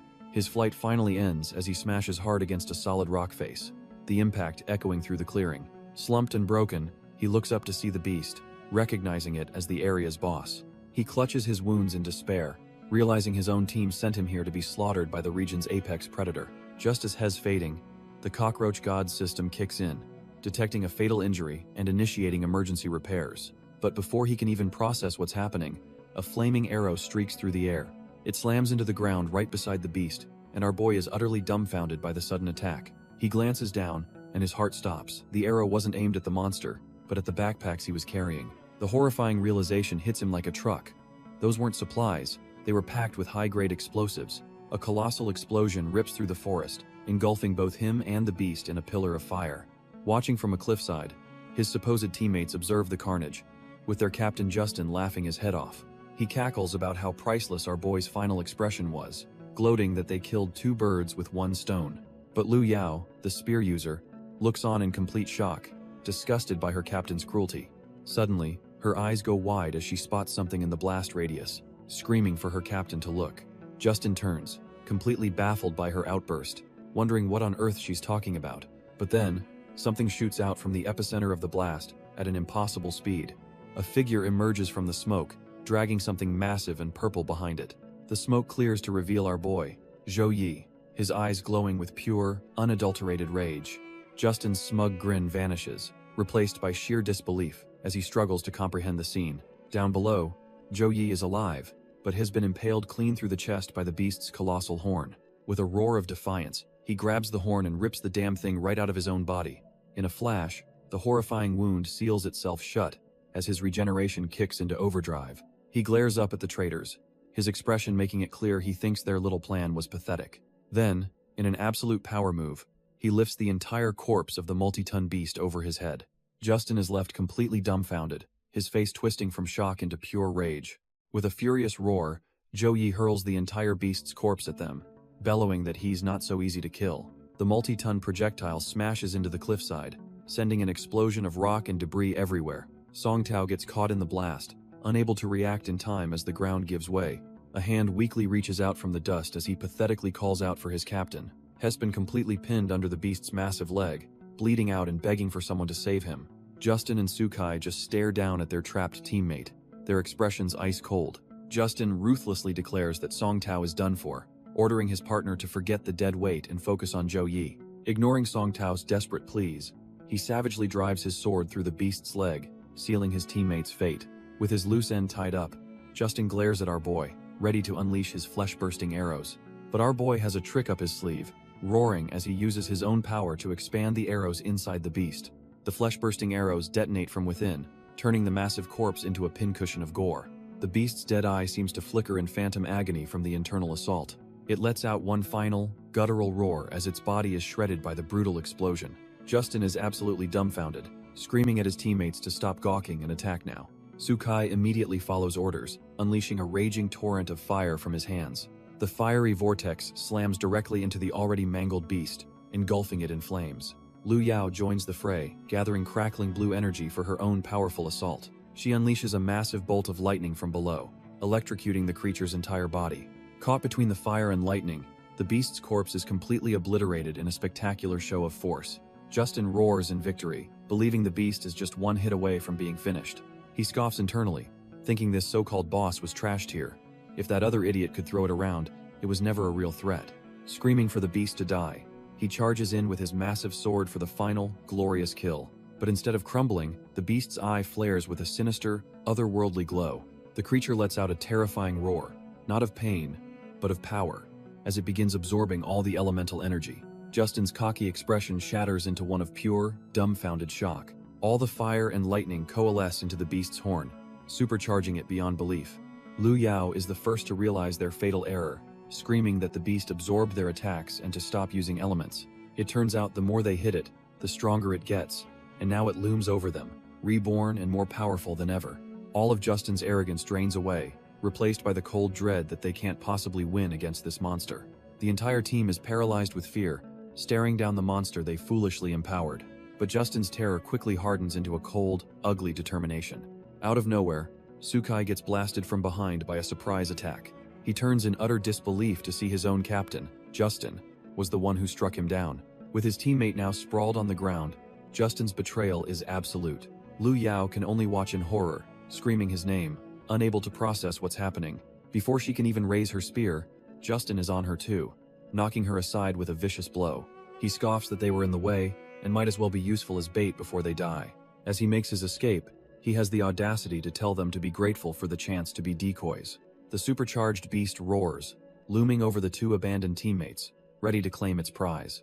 The beast's massive jaw descends upon the helpless Sukai, ready to snap him in 2. With a brutal stomp, it brings its full weight down on Lu Yao, turning the ground into a bloody crater. But the monster isn't done, raising its clawed hand to finish her off for good. Just as it strikes, a flash of golden light erupts, deflecting the fatal blow. Our boy Zhou Yi has arrived, single-handedly stopping the behemoth's rampage and saving the two abandoned hunters. Lu Yao, cradled in his arms, is completely dumbfounded, asking why he would only save her.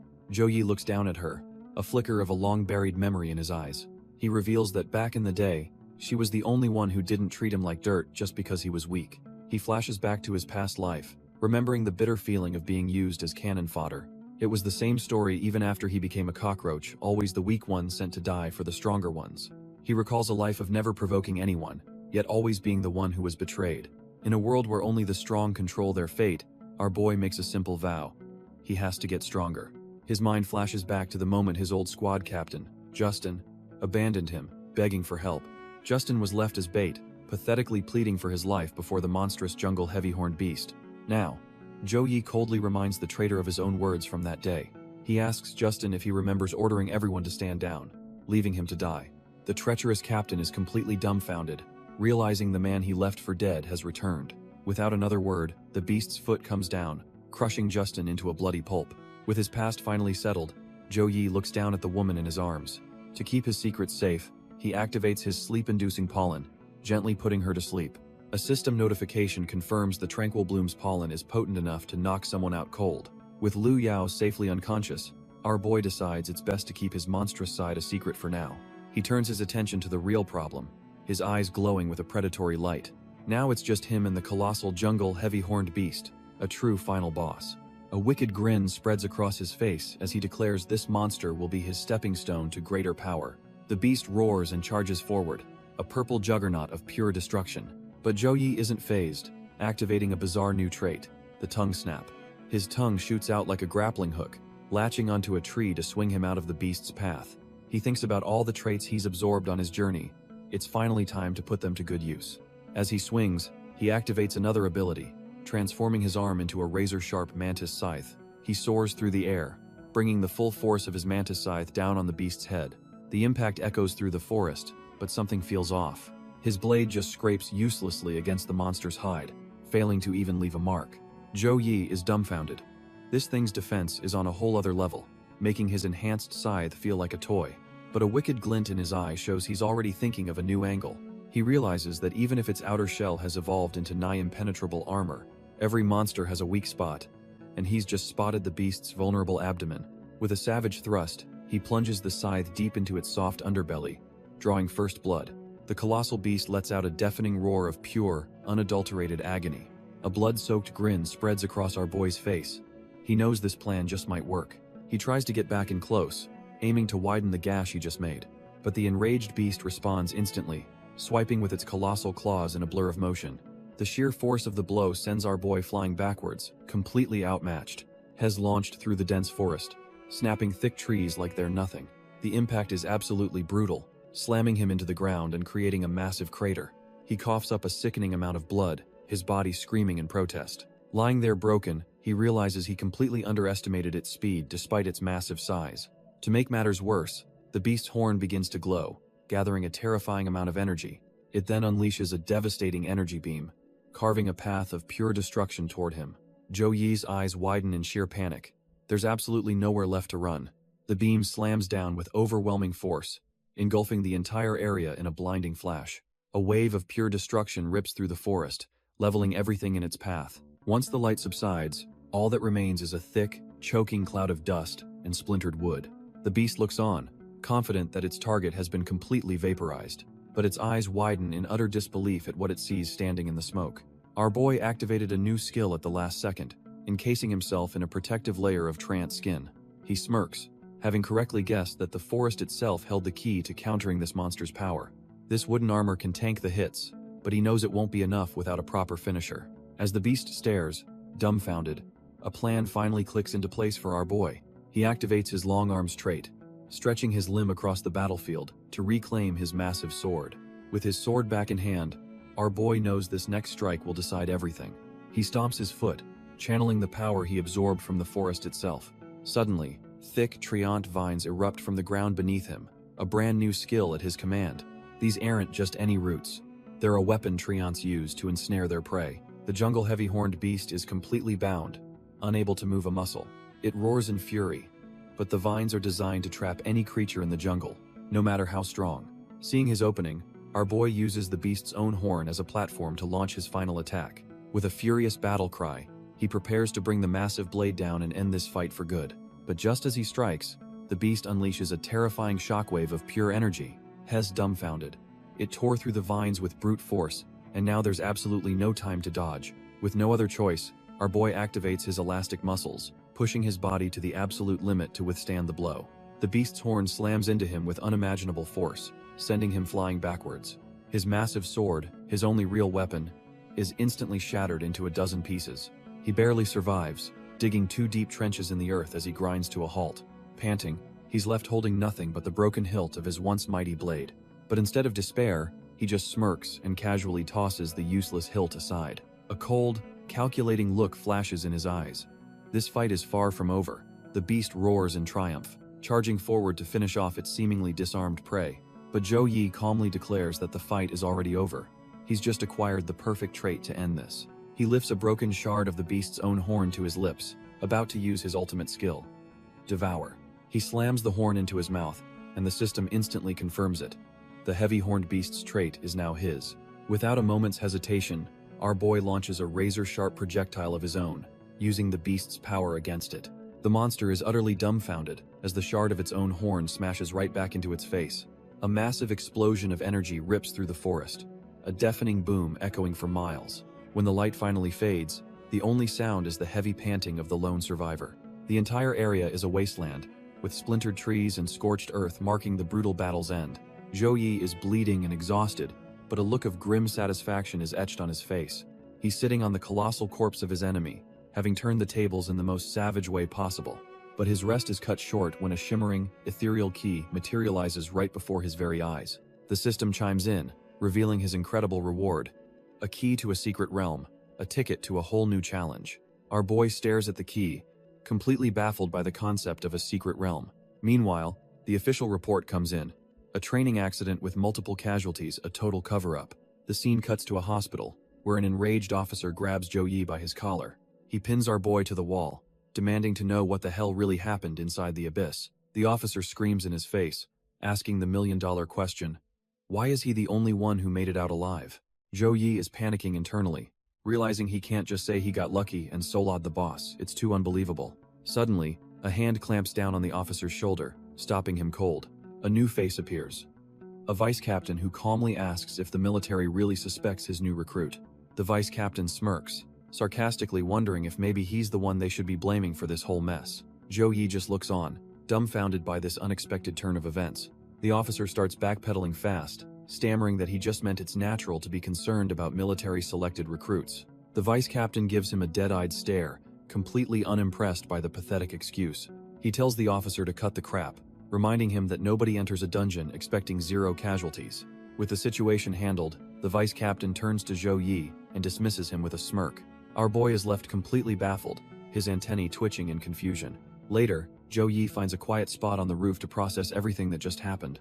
He wonders if the vice captain is deliberately covering for him, maybe because Eileen was the one who recommended him. Deciding it's not worth overthinking, he shifts his focus to what really matters now.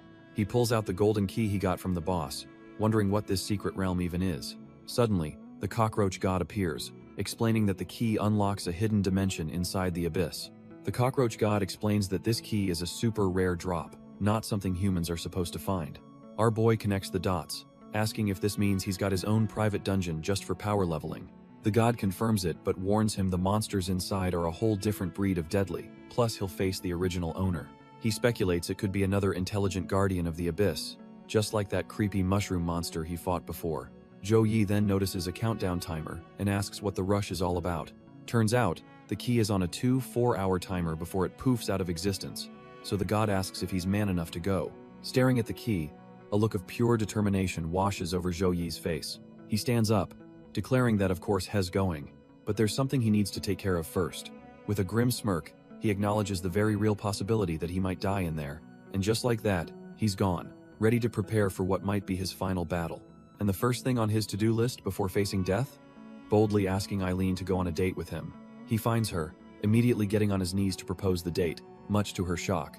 Her answer comes not in words, but in a brutal kick straight to his face. She's absolutely furious, screaming at him for having the audacity to even approach her. Grabbing him by the collar, she dares him to say it again if he's got the guts. But our boy, completely unfazed, just looks up and calmly asks her to go on a date with him once more. That was the wrong move, as she responds with a devastating right hook to the jaw. The punch connects with a sickening crack, sending blood flying from his mouth.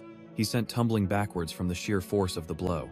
With knuckles bloodied, she stands over him, demanding he say it again. Even with a busted face, our boy declares he'll ask her to go on a date 1,000,000 times if he has to. But his sheer persistence makes Eileen pause, as she recognizes a familiar look in his eyes. She realizes he has the same desperate expression as soldiers trying to fulfill one last regret before a suicide mission. The absurdity of his death-defying request suddenly makes her burst out laughing. Impressed by his insane guts, she smirks and finally agrees to go on this ridiculous date. And just like that, the scene shifts to a fancy rooftop cafe for their date. Our boy, all cleaned up, walks over to her with a drink in hand. They even end up sharing the same drink, looking like a surprisingly cute couple. Their next stop is a movie theater, where a horrifying ghost flashes across the screen. It turns out our tough-as-nails hero is terrified of horror movies, while Eileen is completely unfazed. They even stop to take a cute selfie, looking like a real couple having the time of their lives. The date continues with a scenic bike ride along the coast as the sun begins to set. Our boy is ecstatic, thinking to himself that he's been planning the perfect date for nearly 20 years. The only thing he was ever missing was a girl to share it with, and now he feels he can die with no regrets. But Eileen, riding behind him, can't shake the feeling that something is deeply wrong with his mindset. She suddenly calls out his name, her tone shifting from playful to dead serious. She tells him she's seen that look on countless soldiers before they die, and that nothing is more important than staying alive. While she doesn't know what he went through, she tells him to stop planning for a perfect death. Instead, she urges him to live, because that's the only way he'll ever get the life he truly wants. Our boy is completely stunned, her words hitting him harder than any punch ever could. The sun sets over the ocean, marking a turning point in his life. He stops his bike, his mind reeling as he stares at his own reflection in the water. For the first time, he's not just thinking about survival, but about actually living. He sincerely thanks her, and she just tells him to make sure he asks her out again. Later that night, the cockroach god appears, mocking him for having such a simple desire. The god explains his pathetic wish was so pure, it broke a seal, causing a golden key to materialize. As our boy holds it, the key suddenly cracks and shatters in his hand. A brilliant light erupts, opening the gateway to the cockroach god's divine realm. With the cockroach god's realm swirling before him, our boy stands ready to face whatever comes next. He smirks, telling the absent god that this is more than just a simple wish. For him, this is about finally closing the door on his trash-tier past life. Without a shred of hesitation, he plunges his hand into the blinding light of the portal. The gateway snaps shut, leaving the rooftop completely empty as if nothing ever happened. He's suddenly transported into the middle of a dense, foreboding jungle. Welcome to the secret realm, Darkwood Forest, a place that looks anything but friendly. Our boy is completely dumbfounded, realizing this is way more insane than he ever imagined. Before he can even catch his breath, a Guardian-class monster, the king of snake-tailed monkeys, lets out a deafening roar. But the old Zhou Yi is gone. Activating the heavy-horned beast's armor, he decides he's done running. He meets the roaring king of snake-tailed monkeys head-on, a clash of titans in the making. With blinding speed, he zips around the beast, his arm blades carving deep gashes into its body. He leaps onto its back, ready to deliver the final blow and end this fight for good. But the Monster King reacts in a flash, its massive hand shooting out to intercept him. Our boy is caught mid-air, completely trapped in the beast's crushing grip. Thinking fast, he activates his trance skin, desperately trying to withstand the immense pressure. The wooden defense groans and cracks under the strain, barely holding together. Just then, he looks up and his heart sinks. It wasn't just one monster, he's surrounded by an entire army of them. The king of snake-tailed monkeys squeezes with all its might, and our boy can feel his defenses shattering. With a sickening crunch, his armor and body give way under the overwhelming force. The Monster King hurls his broken body away like a piece of trash. He's sent flying through the forest, getting brutally impaled on a massive tree branch. Pinned and bleeding out, he gasps for air. But the fire in his eyes proves he's not done yet. In a last-ditch effort, he unleashes his sleep-inducing pollen, hoping to buy himself just a few seconds. The Monster King is caught off guard, inhaling the strange cloud rising from its prey.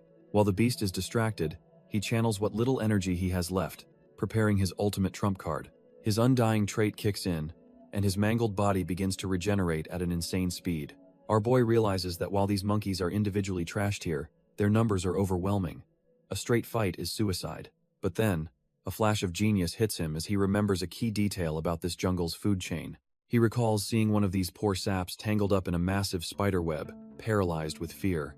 With the Monster King still dazed from the sleep pollen, Zhou Yi sees his window of opportunity. He activates his frog leap skill, planning to lure the entire monkey horde straight into their predator's territory. With a powerful leap, he bolts, knowing this desperate gamble is his only chance of survival. The rest of the furious monkey clan roars in anger, immediately giving chase through the dense forest. He becomes a blur, zipping through the trees at an insane velocity. In a final act of pure audacity, he uses the giant king's own hand as a springboard to escape. The Monkey King is absolutely livid, roaring in fury as our boy makes his getaway. Zhou Yi activates his corrosive mucus, dissolving the last of the king's grip and launching himself free. With the horde hot on his tail, he finally spots his destination up ahead. Bingo, he's found it. The lair of the giant hunter spiders, the monkey's natural predators. The system confirms his gamble was a big one. These 8-legged freaks are guardian class monsters. To navigate the web-filled terrain, he activates a brand new skill he devoured earlier. He sprouts massive wings, activating the white-tailed grouse feather ability to take to the air. His sudden intrusion immediately puts the massive spider on high alert. Turns out, this isn't just one web, but a whole city of them, and he just flew into the hornet's nest. Our boy reveals his genius plan. He's disguised himself as the spider's natural predator, so they won't even touch him. With his white-tailed grouse traits fully active, he watches as his pursuers run straight into their doom. The enraged king of snake-tailed monkeys and his horde charge blindly forward, getting hopelessly tangled in the spider's webs. Before the monkeys can even react, the giant hunter spiders descend from the canopy, ready to feast. The spiders immediately swarm the powerful Monkey King, sinking their venomous fangs into the struggling beast. One of the larger spiders channels a powerful green energy, preparing to secure its massive catch. It slams its legs down, instantly reinforcing the webs and completely immobilizing the king. The once mighty king can only let out a final, agonizing roar as the poison and webs overwhelm him. In a matter of seconds, the Guardian-class monster is reduced to a tightly wrapped meal, completely at the spider's mercy. From the shadows, our boy watches his master plan unfold as the spiders make short work of the remaining monkeys. He thinks it's strange, though, since these spiders usually hunt isolated prey, not entire troops. Then it clicks: the white-tailed grouse feather he planted lured the whole enraged horde right into the spider's nest. The monkeys, completely blinded by rage, had charged straight into enemy territory without a second thought. And the spiders, being fiercely territorial, were more than happy to welcome them with open fangs. It's an absolute bloodbath as the spiders effortlessly tear the charging ape monsters to shreds. A wicked grin spreads across Zhou Yi's face. This chaos is the perfect cover for him to make his move. With a flash of green light, he activates his Mantis Scythe ability, transforming his arms into razor-sharp blades. He launches himself towards a spider that's completely distracted with its current meal. Before the monster can even react, our boy brings his scythes down, slicing the unsuspecting spider clean in two. He continues his hit-and-run tactics, slashing at another one of the hulking beast monsters. His strategy is to keep picking off the stragglers, ensuring the war of attrition between the two factions drags on. Seeing an opening, he leaps onto the beast's arm and sinks his teeth in, hoping to absorb its power. He rips away a chunk of flesh, ready for the rush of a new trait. This is his chance to get exponentially stronger while everyone else is distracted. But a moment later, he realizes nothing has changed. Hess utterly confused, wondering why his Devour ability suddenly isn't working. Just then, the cockroach god appears, calling him an idiot for thinking he could just bite randomly to get stronger. The god explains that to acquire traits, he needs to devour specific parts, and it will now mark those vital spots for him. As if on cue, a system window highlights the exact part of a dead beast's arm that our boy needs to consume. With the target now clearly marked on the giant ape's bicep, our boy finally gets it. Wasting no time, he chomps down on the designated flesh, ready for his power-up. A system notification confirms his success, upgrading his old trait to the far superior giant snake ape arms. He glances back at the other awakeners, still locked in a desperate struggle against the horde. A wicked grin spreads across his face as he realizes this chaotic battlefield is the perfect all-you-can-eat buffet for evolution. He continues his feast on another monster, instantly acquiring a venomous stinger, paralytic venom, and even paralysis resistance. Covered in the blood of his prey, our boy's eyes glow with a predator's light, ready for the main course. He declares it's his turn to clean up, unleashing a devastating attack that shreds through the remaining monsters. After the slaughter, he's left panting, but the cockroach god immediately points him toward his next objective. Before them lies a massive, glowing gate, the entrance to the true boss's territory. As they step through, Zhou Yi immediately feels an insanely powerful aura radiating from inside the boss room. He's momentarily taken aback by the sheer pressure of the energy He's sensing. But instead of a boss, he finds a massive, glowing pile in the center of the cavern. It's a mountain of monster skulls, with a single, pulsating red orb of pure energy floating above it. Driven by instinct, our boy reaches out and claims the mysterious treasure for himself. The cockroach god explains this is an ultra-rare secret realm gem, found only in monster graveyards like this one. Over countless years, it has absorbed the residual energy of every monster that has ever died in this realm. He's given a choice: absorb all the power at once, or use half of it to open a rift and escape safely. Zhou Yi stares at the gem, weighing his options with the fate of his evolution in his hands. He realizes he has to decide between playing it safe or gambling everything for a shot at unimaginable power. And for our boy, the choice is obvious. This is his one shot to truly evolve, and he's not about to back out now. He knows an opportunity this good might never come again, so he plants his foot and commits to the path of power. Besides, he hasn't even faced the realm's boss yet, and there's no way he's running with his tail between his legs. He steps through a fiery gate into a massive throne room, where the final challenge of this realm awaits him. Sitting on a throne of rock is the heavy-horned beastman, a monster whose danger level is so high the system can't even read it. Zhou Yi is floored. He can't scan its level, and even from this distance, the sheer pressure is suffocating. But this isn't some mindless beast it speaks, demanding to know if Zhou Yi is the one who slaughtered its kin. Our boy is dumbfounded, realizing the boss must be talking about the heavy-horned beast he devoured back in the abyss. The horrifying implication hits him as the beastman grabs its weapon. These monsters might have a society just like humans. Before he can even process this revelation, the boss leaps forward, bringing a colossal energy blade crashing down on him. The impact is absolutely devastating, shattering the very ground beneath them in a fiery explosion. But as the smoke clears, the beastman realizes its killer blow was somehow stopped. It's left speechless, seeing Zhou Yi standing tall after transforming into a monstrous silhouette himself. Our boy has activated his giant snake ape arms, bulking up to face this monster head-on. The beastman is more confused than anything, demanding to know how a human got in when the connection to his world isn't even open. Zhou Yi is floored by the implication: is this monster planning to invade Earth? The beastman decides it's done with the questions, and will just let Zhou Yi do the talking. Its eyes flare with a terrifying green light, locking onto its prey. But it was a feint. The beastman blitzes forward in an instant, giving Zhou Yi no time to react. The punch connects with brutal force, sending our boy flying as he spits up a spray of blood. He's sent rocketing through the cavern wall, the sheer force of the blow shattering everything around him. Our boy slams into the ground with enough power to carve out a massive crater, completely at the beastman's mercy. It looks like it's all over. A gaping, fatal hole has been punched clean through his chest. But just as he's about to fade, a system notification pops up. His undying trait has activated, and damage recovery is in progress. The beastman stops in its tracks, dumbfounded by what it's witnessing. It notes his insane recovery speed is just like its own kind, calling him an interesting specimen. Deciding it's done playing, the monster raises its colossal blade, intending to cut him open and study his secrets.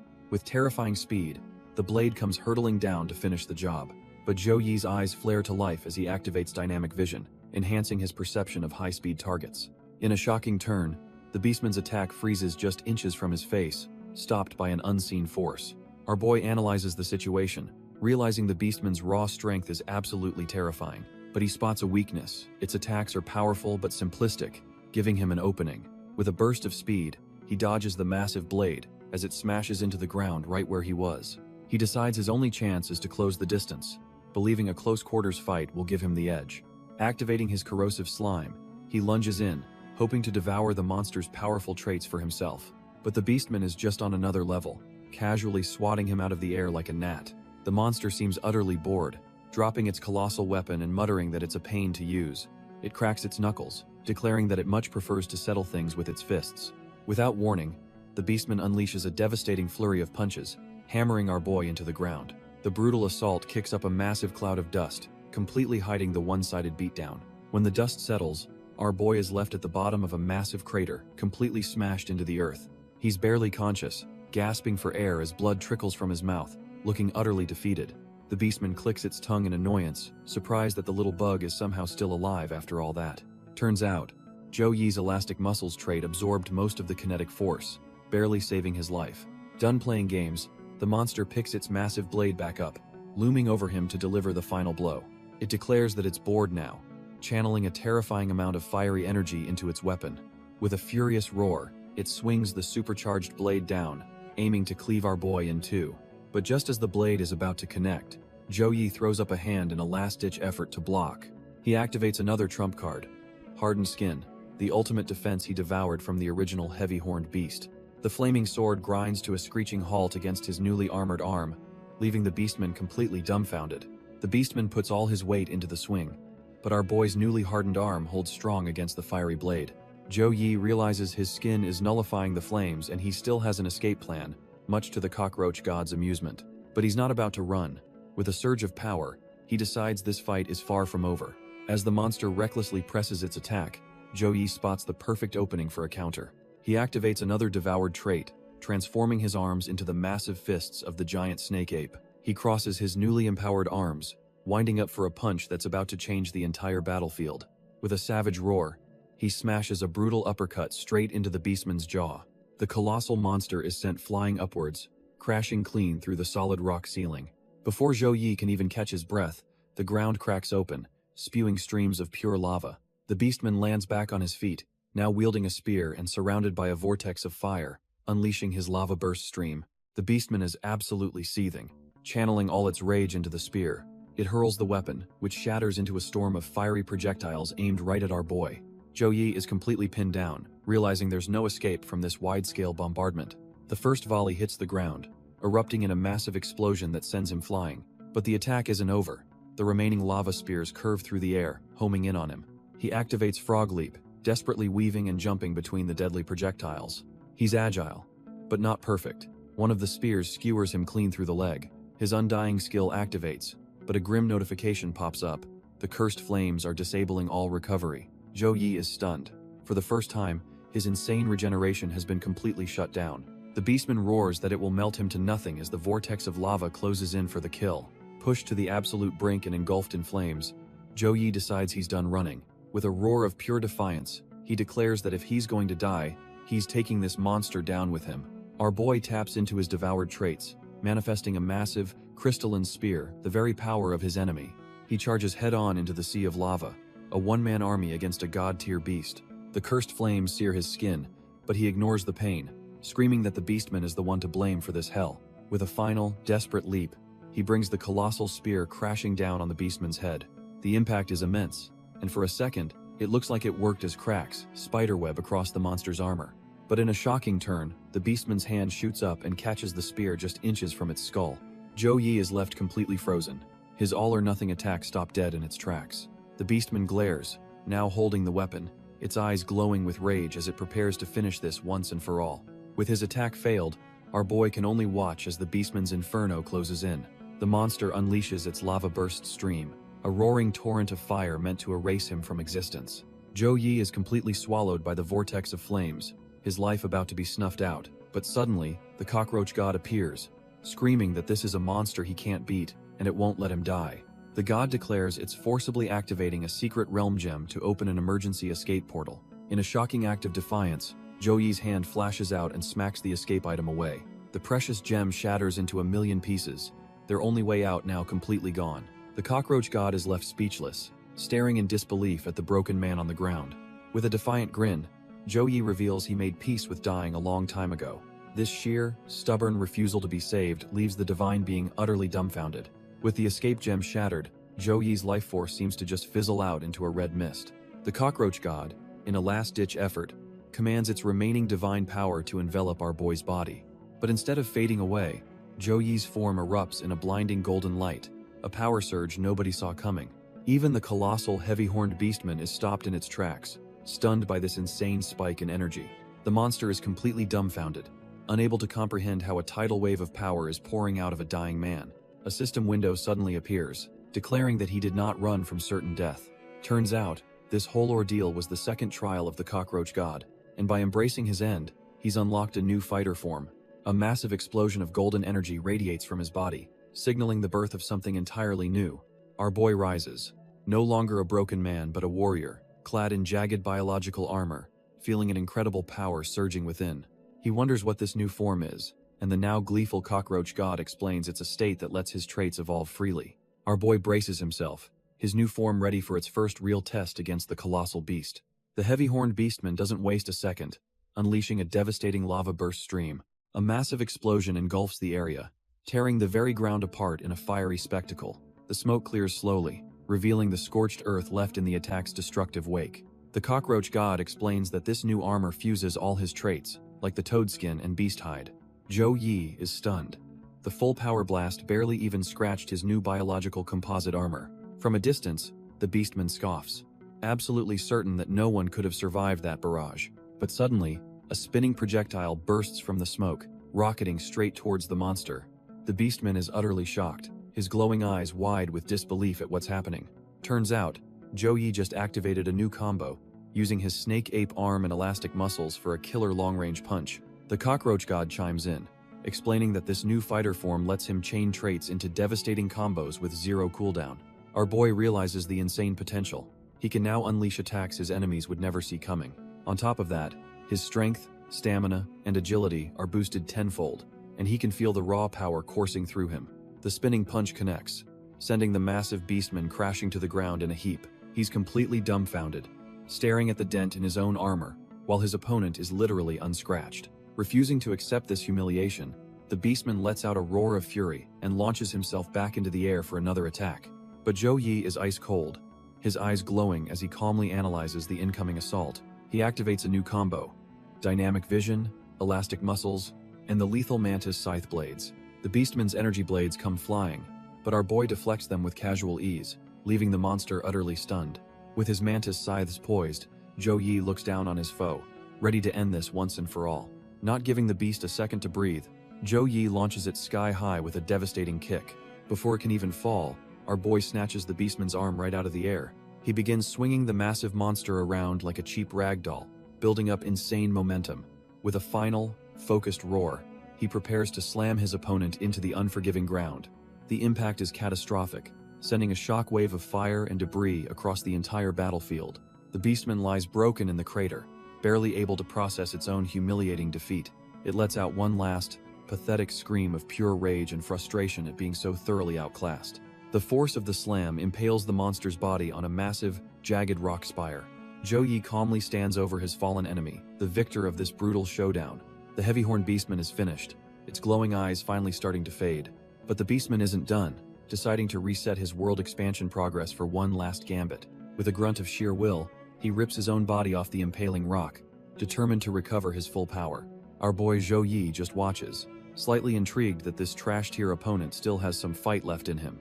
The ground erupts in a massive shockwave of fire as the beastman frees himself completely. He's completely engulfed in a pillar of flame, seemingly sacrificing his own life force for a power-up. Emerging from the inferno, he laughs like a madman, boasting that Zhou Yi just missed his only chance to kill him. Zhou Yi, however, looks completely unimpressed, ready to put this monster down for good. His eyes suddenly glow with a new power as he activates a hidden ability. Turns out, his fighter form lets him see an enemy's weak points, with stronger traits glowing brighter. Now seeing the beastman's vulnerabilities laid bare, our boy gets ready to end this fight properly. With his new vision, Zhou Yi vanishes from sight, leaving nothing but a crater in his wake. The beastman is left completely dumbfounded, frantically wondering where his opponent disappeared to. Before he can even blink, our boy is already on him, a crimson blur of pure speed. He leaps high into the air, bringing his mantis scythe down in a devastating arc. With a sickening crunch, the beastman's massive horn is sliced clean off, his ultimate power source now just a broken trophy. The monster collapses to his knees, utterly broken and unable to comprehend the sheer difference in their power. In his final moments, the beastman realizes he wasn't the monster here. He was just prey for a far greater predator. A system notification reveals the truth. Our boy just used a trait combo, mixing Frog Leap with his Mantis Scythe for a lethal finish. Never one to waste a good power-up, Zhou Yi calmly picks up the severed horn from the ground, and without a moment's hesitation, he pops the horn into his mouth, ready to devour its essence. But just as our boy is about to enjoy his meal, the Beastman gets back up, roaring that he's already recovered his power. He unleashes his final, desperate attack, a massive vortex of pure, molten energy he calls the Molten Spiral. The monster screams that this wave of lava will burn Zhou Yi to ashes, absolutely certain that he will be the victor. Yet, as the apocalyptic inferno barrels towards him, our boy doesn't even flinch. He just stands there, a new power coursing through him from the horn he just devoured. The swirling vortex of destruction closes in, ready to vaporize him in an instant. But with a single, blinding flash of light, Zhou Yi effortlessly slices the entire attack in half. The heavy-horned beastman is left completely dumbfounded, unable to believe his ultimate move was just nullified. Zhou Yi calmly materializes a new spear and asks the monster if anyone ever told him his horn tastes like black pepper sauce. With a crazed grin, he admits that he freaking loved it, revealing the terrifying source of his new power. The beastman's eyes widen in absolute, primal fear. Hez, so terrified, is crying for his mommy, realizing he's not fighting a man, but a monster who eats other monsters. Zhou Yi just smirks, asking him if he can handle his own ultimate move being thrown right back at him. Turns out, devouring the horn upgraded his trait, granting him a molten attribute and a devastating new skill. Our boy unleashes it without a second thought. The scorching heaven, molten spiral. The once mighty beast is reduced to a quivering wreck on the ground, pathetically begging for his life. But Zhou Yi's face is pure ice. There will be no mercy here today.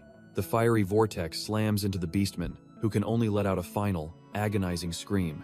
He's completely swallowed by the inferno, his own power becoming his fiery grave. In a blinding flash, the heavy-horned beastman is utterly vaporized, leaving nothing but dust and echoes. As the smoke clears, Zhou Yi stands alone at the epicenter of a massive, smoldering crater. But amidst the devastation, a single, glowing amber gem materializes the spoils of his overwhelming victory. Our boy looks up, dumbfounded, wondering what kind of treasure a Lord-class monster could possibly drop. The cockroach god appears, explaining this is a monster seal, a rare item that unlocks a transformation record for his Imperial Iron Guard. A wicked grin spreads across Zhou Yi's face as he realizes his chubby underling is about to get a serious upgrade. He reaches out with his armored finger and taps the mysterious gem. The seal instantly shatters in a brilliant flash of light, its power now unleashed. A system window pops up, confirming that his subordinate, Fatty, has obtained the heavy-horned beastman's record. Without a moment's hesitation, Zhou Yi confirms the summon, ready to see this new power in action. And just like that, his newly empowered Imperial Iron Guard is launched from the interface, ready for battle. Fatty is launched from the portal, a blur of motion as he materializes on the battlefield. He lands with a ground-shaking thud, no longer a simple cockroach but an absolute monster towering over our boy. The newly transformed behemoth looks down, dumbfounded, and asks Zhou Yi why he suddenly looks so tiny. Our boy just grins, clenching his fists in excitement because this power-up is even more insane than he'd hoped. The sheer scale is ridiculous. Fatty is now a walking fortress, making his master look like a child. As he rises to his full, intimidating height, you can feel the raw power radiating from his new form. A system window pops up, confirming the upgrade is legit. Fatty is now officially a Guardian-class lord. But even with all this power, Fatty's first thought is to complain to his boss about how ugly his new body is. The cockroach god appears, explaining that this isn't just cosmetic. Fatty's power will scale up with every strong monster they defeat. And to prove the point, his new arm effortlessly shatters a massive stone pillar into nothing but dust. Fatty stares at the obliterated pillar, completely stunned by his own raw power. But instead of feeling hyped, he's just filled with a sense of dread about his new monstrous form. He clenches his fists, not seeing a weapon, but a total downgrade to his quality of life. The sheer size and power feel more like a curse than a blessing to our big guy. He starts bawling to his boss, complaining that he's now useless because he can't even fit through doors anymore. Zhou Yi has heard enough of this whining and promptly smacks some sense back into him. Our boy tells him to get a grip, demanding to see what this new Lord-class body is actually capable of. That tough love is all it takes. Fatty's arm immediately morphs into a massive, terrifying blade. He stands tall, brandishing the new weapon with a surge of confidence he didn't have moments ago. A sinister grin spreads across his face. The Guardian has finally accepted his power and is ready for war. To test his mettle, Zhou Yi stands firm as the newly empowered Guardian unleashes a devastating strike. The clash erupts in a massive explosion of pure force and heat, a testament to the Guardian's new Lord-class power. Our boy is actually pushed back, his arm steaming from the sheer intensity of the blow. Hez dumbfounded, realizing the damage from this single attack is even worse than the boss flame attacks. The cockroach god explains that since the Guardian isn't maintaining the secret realm, he's at 100% full power. Zhou Yi simply waves his hand, effortlessly dissipating the lingering flames around him. Turns out, our boy had an upgrade of his own. His heavy-horned beast trait has evolved with a new molten attribute. He smirks, thinking to himself that the Guardian's new beastman form is the perfect hidden card for the battles ahead. With his traits leveled up and a full-power Lord-class subordinate, he's confident he can handle anything. 3 days pass in the blink of an eye, and the time for the next challenge has finally arrived. The next trial takes place in a massive, sun-drenched arena. a coliseum built for battle. Our boy Zhou Yi finally steps into the light, ready for whatever comes next. He walks out onto the sand, finding himself dwarfed by the sheer scale of the place and the faceless masses. Standing before the roaring crowd, he takes in the electric atmosphere filled with flying confetti. The stands are packed with spectators, all hyped up for the bloody spectacle about to unfold. He's a little dumbfounded, muttering to himself about the insane number of people gathered here. The entire city seems to have turned out for the Extermination Squad selection tournament. He knows this is the most important event in Nirai City, a make-or-break moment for many. But this isn't just about recruiting new blood. It's a political battlefield for the city's power struggle. The 4 major families send their best, with the winner's clan earning the speaker's seat and total control for 4 years. Our boy Zhou Yi realizes this tournament isn't just a test of strength, it's about controlling the city's power. As he watches, a group of cloaked figures makes their way through the arena, clearly a big deal. Turns out the guy with the eye patch is Bai Haoyu, a key player from the powerful Bai family. His family runs the entire Nirai City Intelligence Bureau, and his crew is made up of nothing but elite operatives. Then another heavyweight enters the ring, Tony Olaf, the golden boy representing the military. This guy is the clear favorite to win, and his victory would cement the military's control over all armed forces in the city. The 2 factions face off, the air thick with tension. Everyone knows this tournament will decide if the Olaf family gets a 4th term in power. Bai Haoyu just smirks, confirming that his Bai family will continue to support the Olaf clan, as they always have. But just as the political lines seem drawn, the entire crowd erupts in shock, pointing at a new arrival. A gasp ripples through the stands as the saintess of the Esper Church, Karen User, makes her grand entrance. This is her first ever public appearance, a move that's shaking up the entire political landscape. Turns out her main ability is some kind of hypnosis, which is why her creepy-looking followers are all blindfolded. Our boy, Zhou Yi, immediately clocks how unsettling her entourage is, knowing something is definitely off.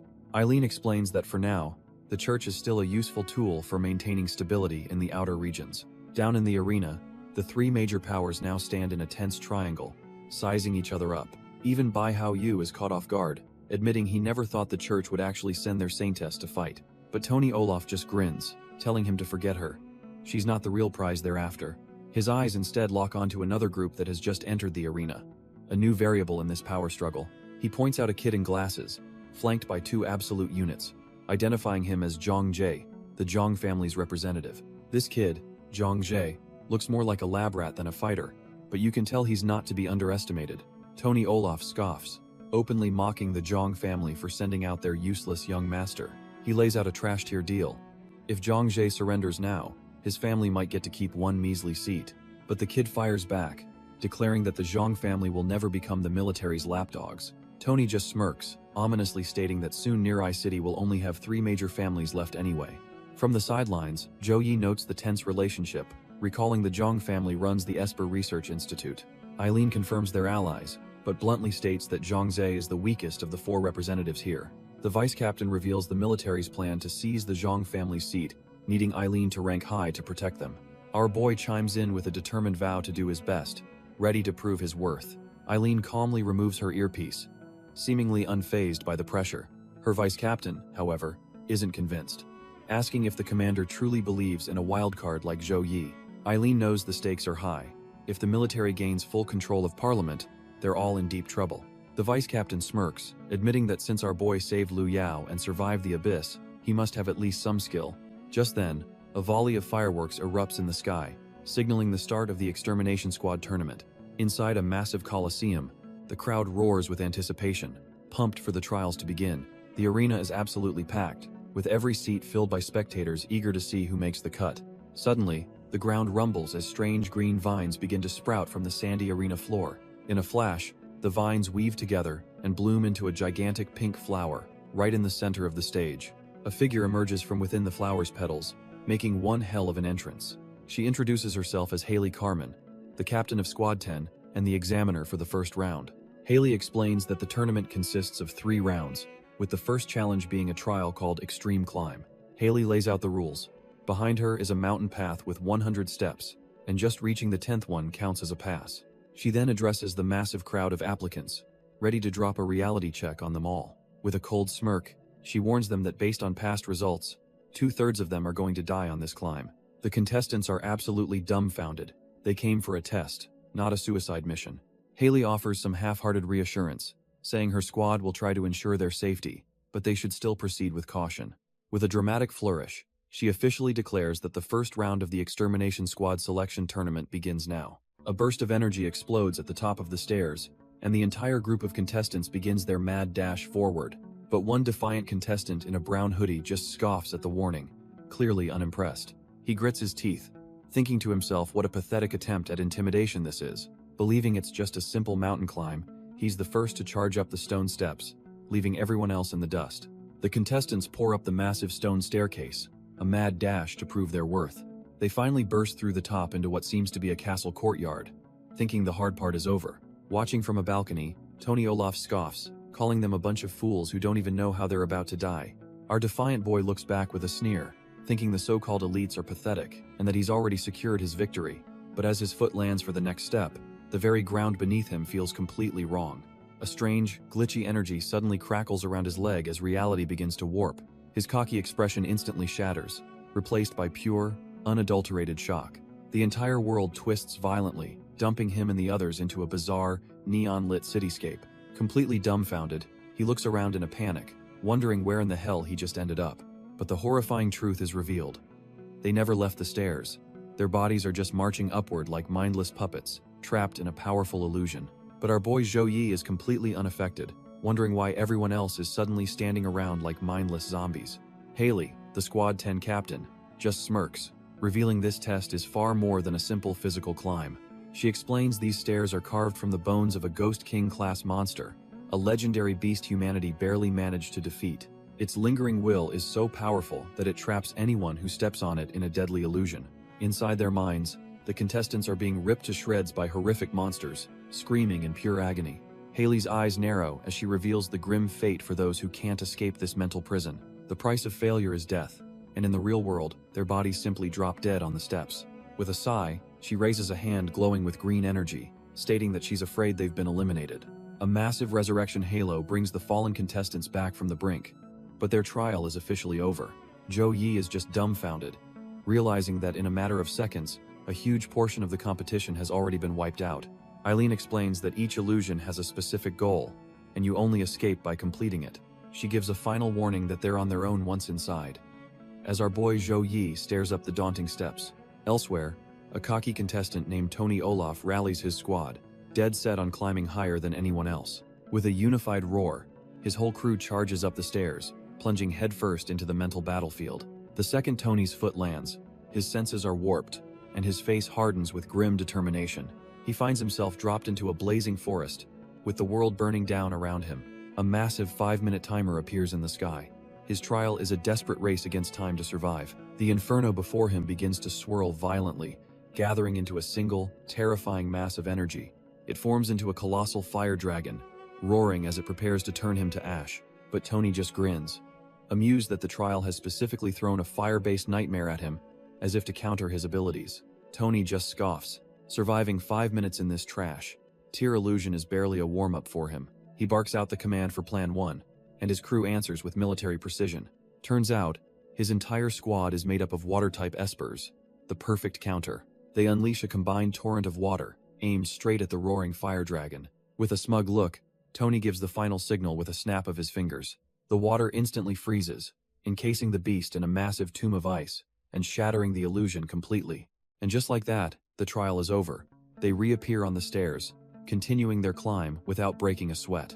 The vice captain watches, impressed, noting that the military clearly sent an elite squad to win this year. Eileen, however, is a little shaken, wondering how her commander can stay so composed. He just smirks, telling her it's far too early to get nervous, snapping her out of it.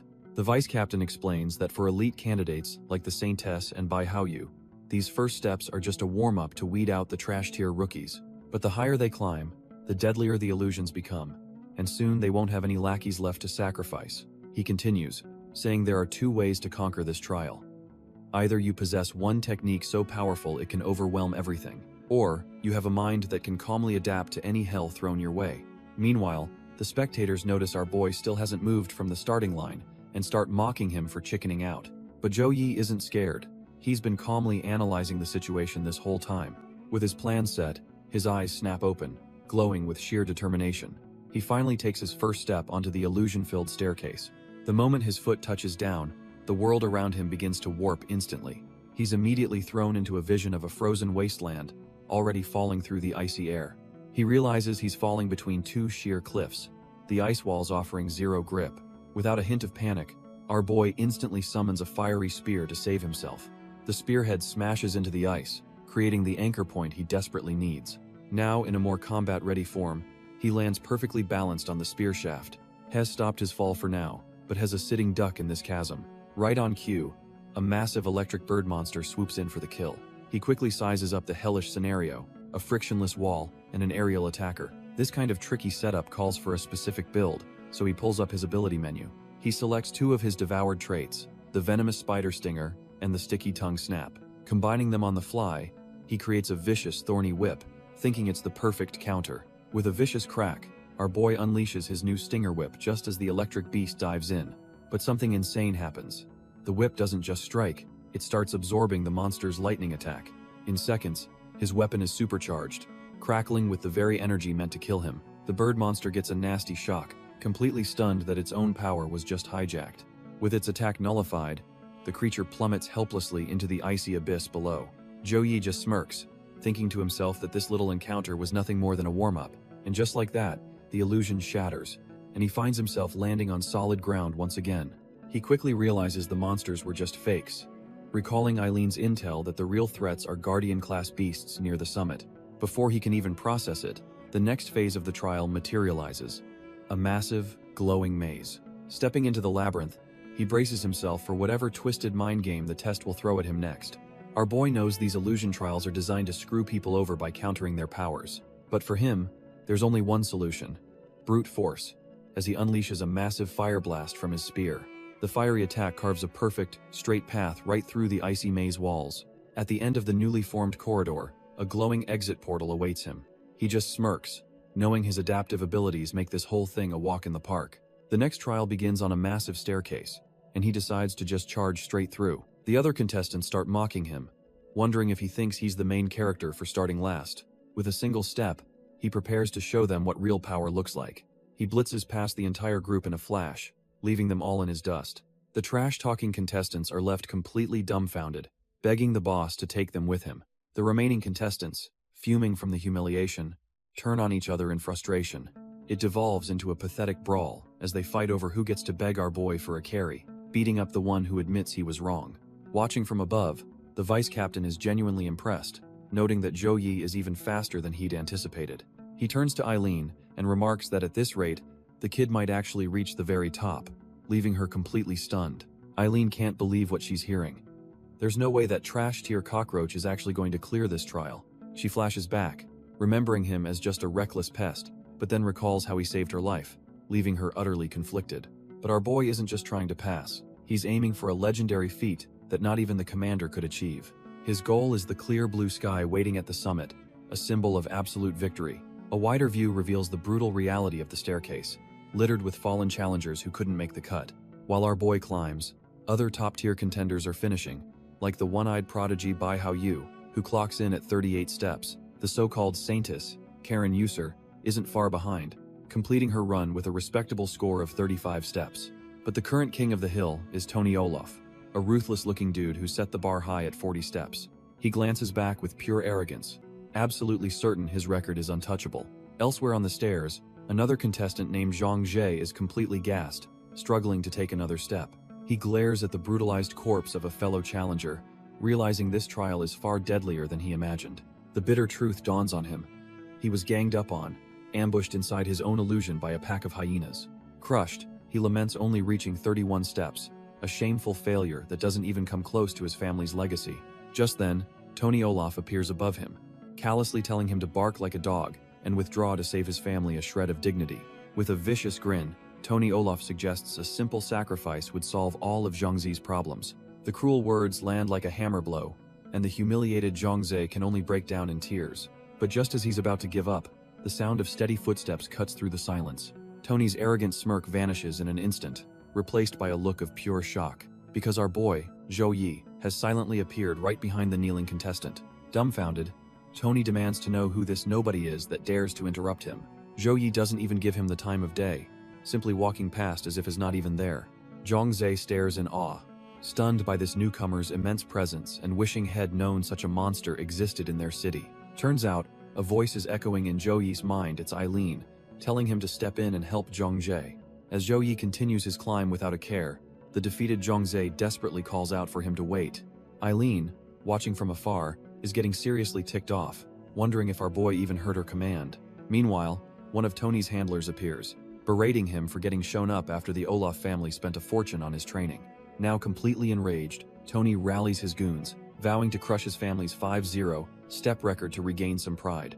He charges up the stairs with renewed vigor, but the intense pressure immediately brings his followers to their knees.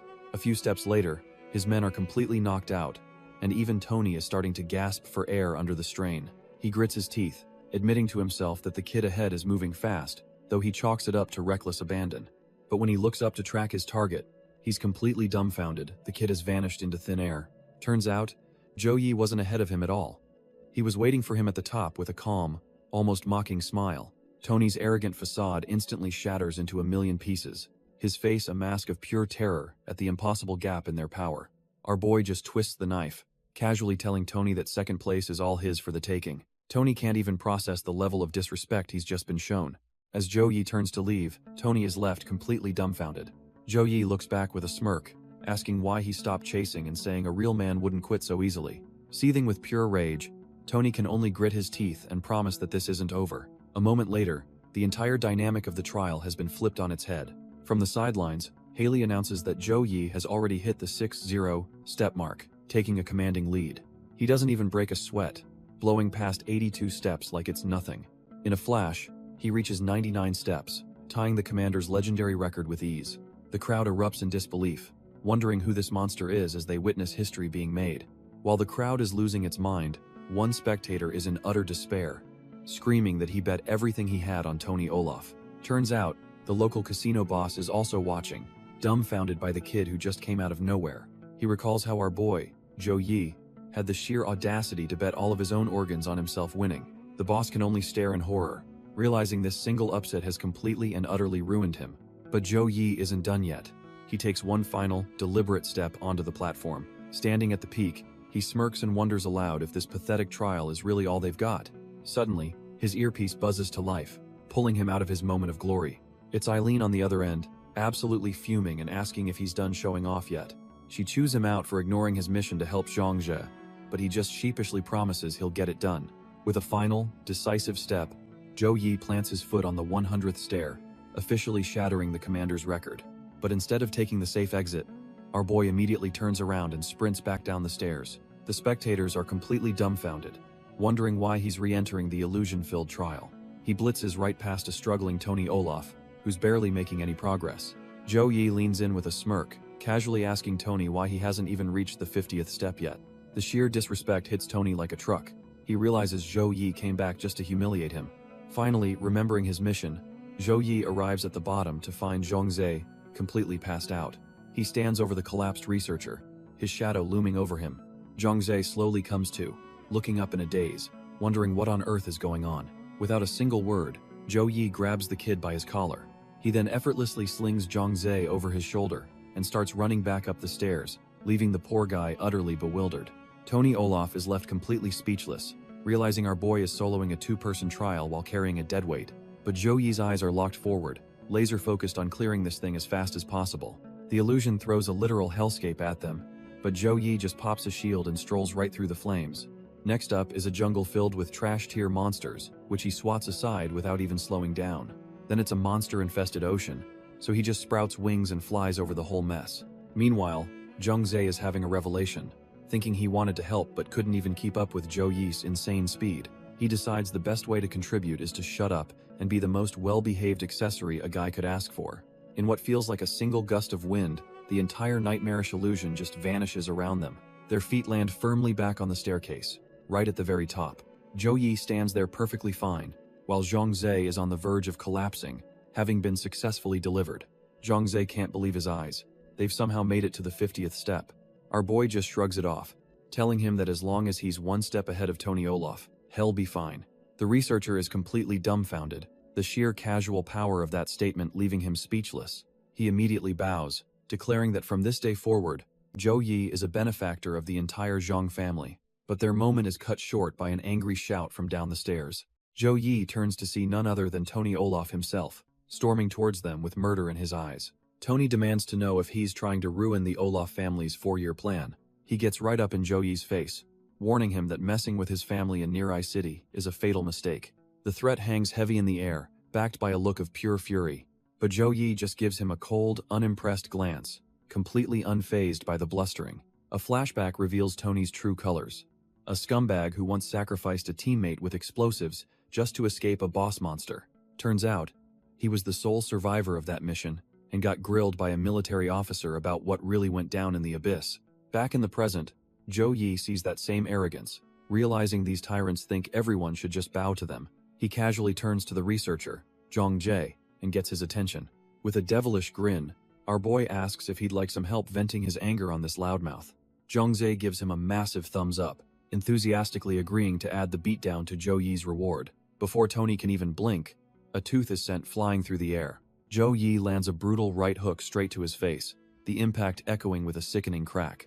Tony is completely stunned, wondering who the hell this guy is when not even the commander of the extermination squad dares defy his family. And just like that, the pompous heir goes tumbling down the long flight of stairs, leaving a trail of blood. Tony's body smacks against the hard steps, leaving a bloody mess as he tumbles to the bottom. But this whole beatdown was caught on camera, and a very powerful figure is watching the replay, utterly dumbfounded. This shadowy man stands, commanding his subordinate to rise with an aura of pure menace. He grabs the man by the collar, demanding a full intelligence report on this Zhou Yi character by tonight. His subordinate is revealed to be Bai Zenting, the head of the city's intelligence bureau and patriarch of the Bai family, and the man in charge is Rhodes Olaf, chairman of the parliament and head of the Olaf family, who furiously swears that whoever dared to touch his kin will pay dearly. Meanwhile, completely unaware of the storm brewing, our boy casually flies back across the city. He touches down right outside his apartment, not a single care in the world. Inside, Zhou Yi is just chilling on his couch, munching on a bag of chips like nothing even happened. He calmly thinks to himself that the first round of the tournament wrapped up 2 days ago, already focused on the next challenge. He muses that the results shocked everyone, especially since the top dog, Tony Olaf, only managed 3rd place after getting kicked down the mountain. Turns out, before the match, our boy went all in, betting every magic crystal he had plus his own organs on himself at 1,000 to 1 odds. The casino boss who took that bet was left dumbfounded, begging for his life after Zhou Yi's impossible win. That poor guy had to sell off his entire operation just to pay our boy the promised 50 gold coins. And that's a small fortune. As Eileen once told him, 50 gold is what a top-tier hunter makes in a whole year. On top of that, he also got a hefty reward for saving the young master of the Zhang family. But his peaceful snack time is shattered when his front door gets kicked clean off its hinges. Zhou Yi is completely blindsided, popcorn flying everywhere as he whips around in shock. A masked figure stands in the doorway, having just delivered one hell of a house call. He immediately recognizes the intruder. It's none other than his squad captain, Eileen.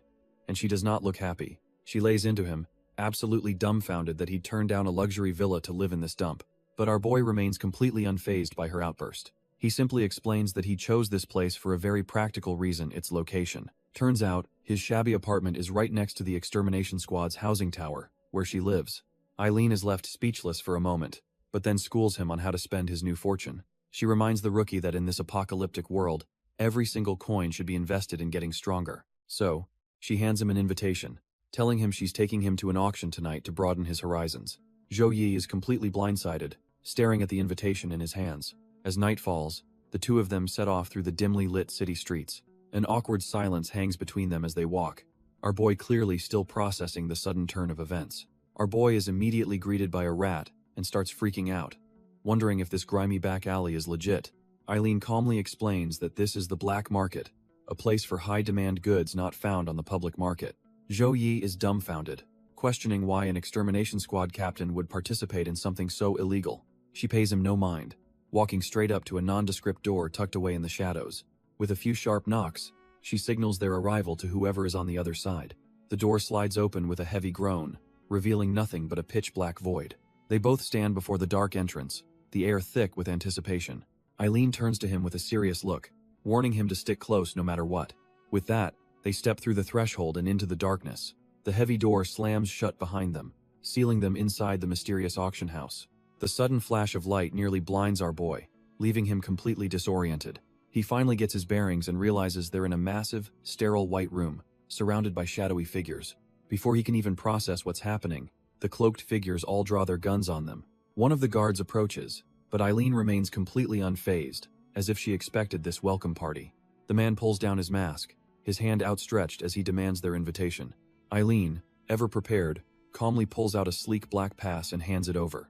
The guard inspects the invitation, confirming they're on the guest list for this shady event. With their credentials checked, the guard turns and instructs them to follow him. They're led up a flight of stairs towards another door, the true nature of this place still a mystery. The door opens, revealing a massive auction hall already packed with the city's elite and underworld figures.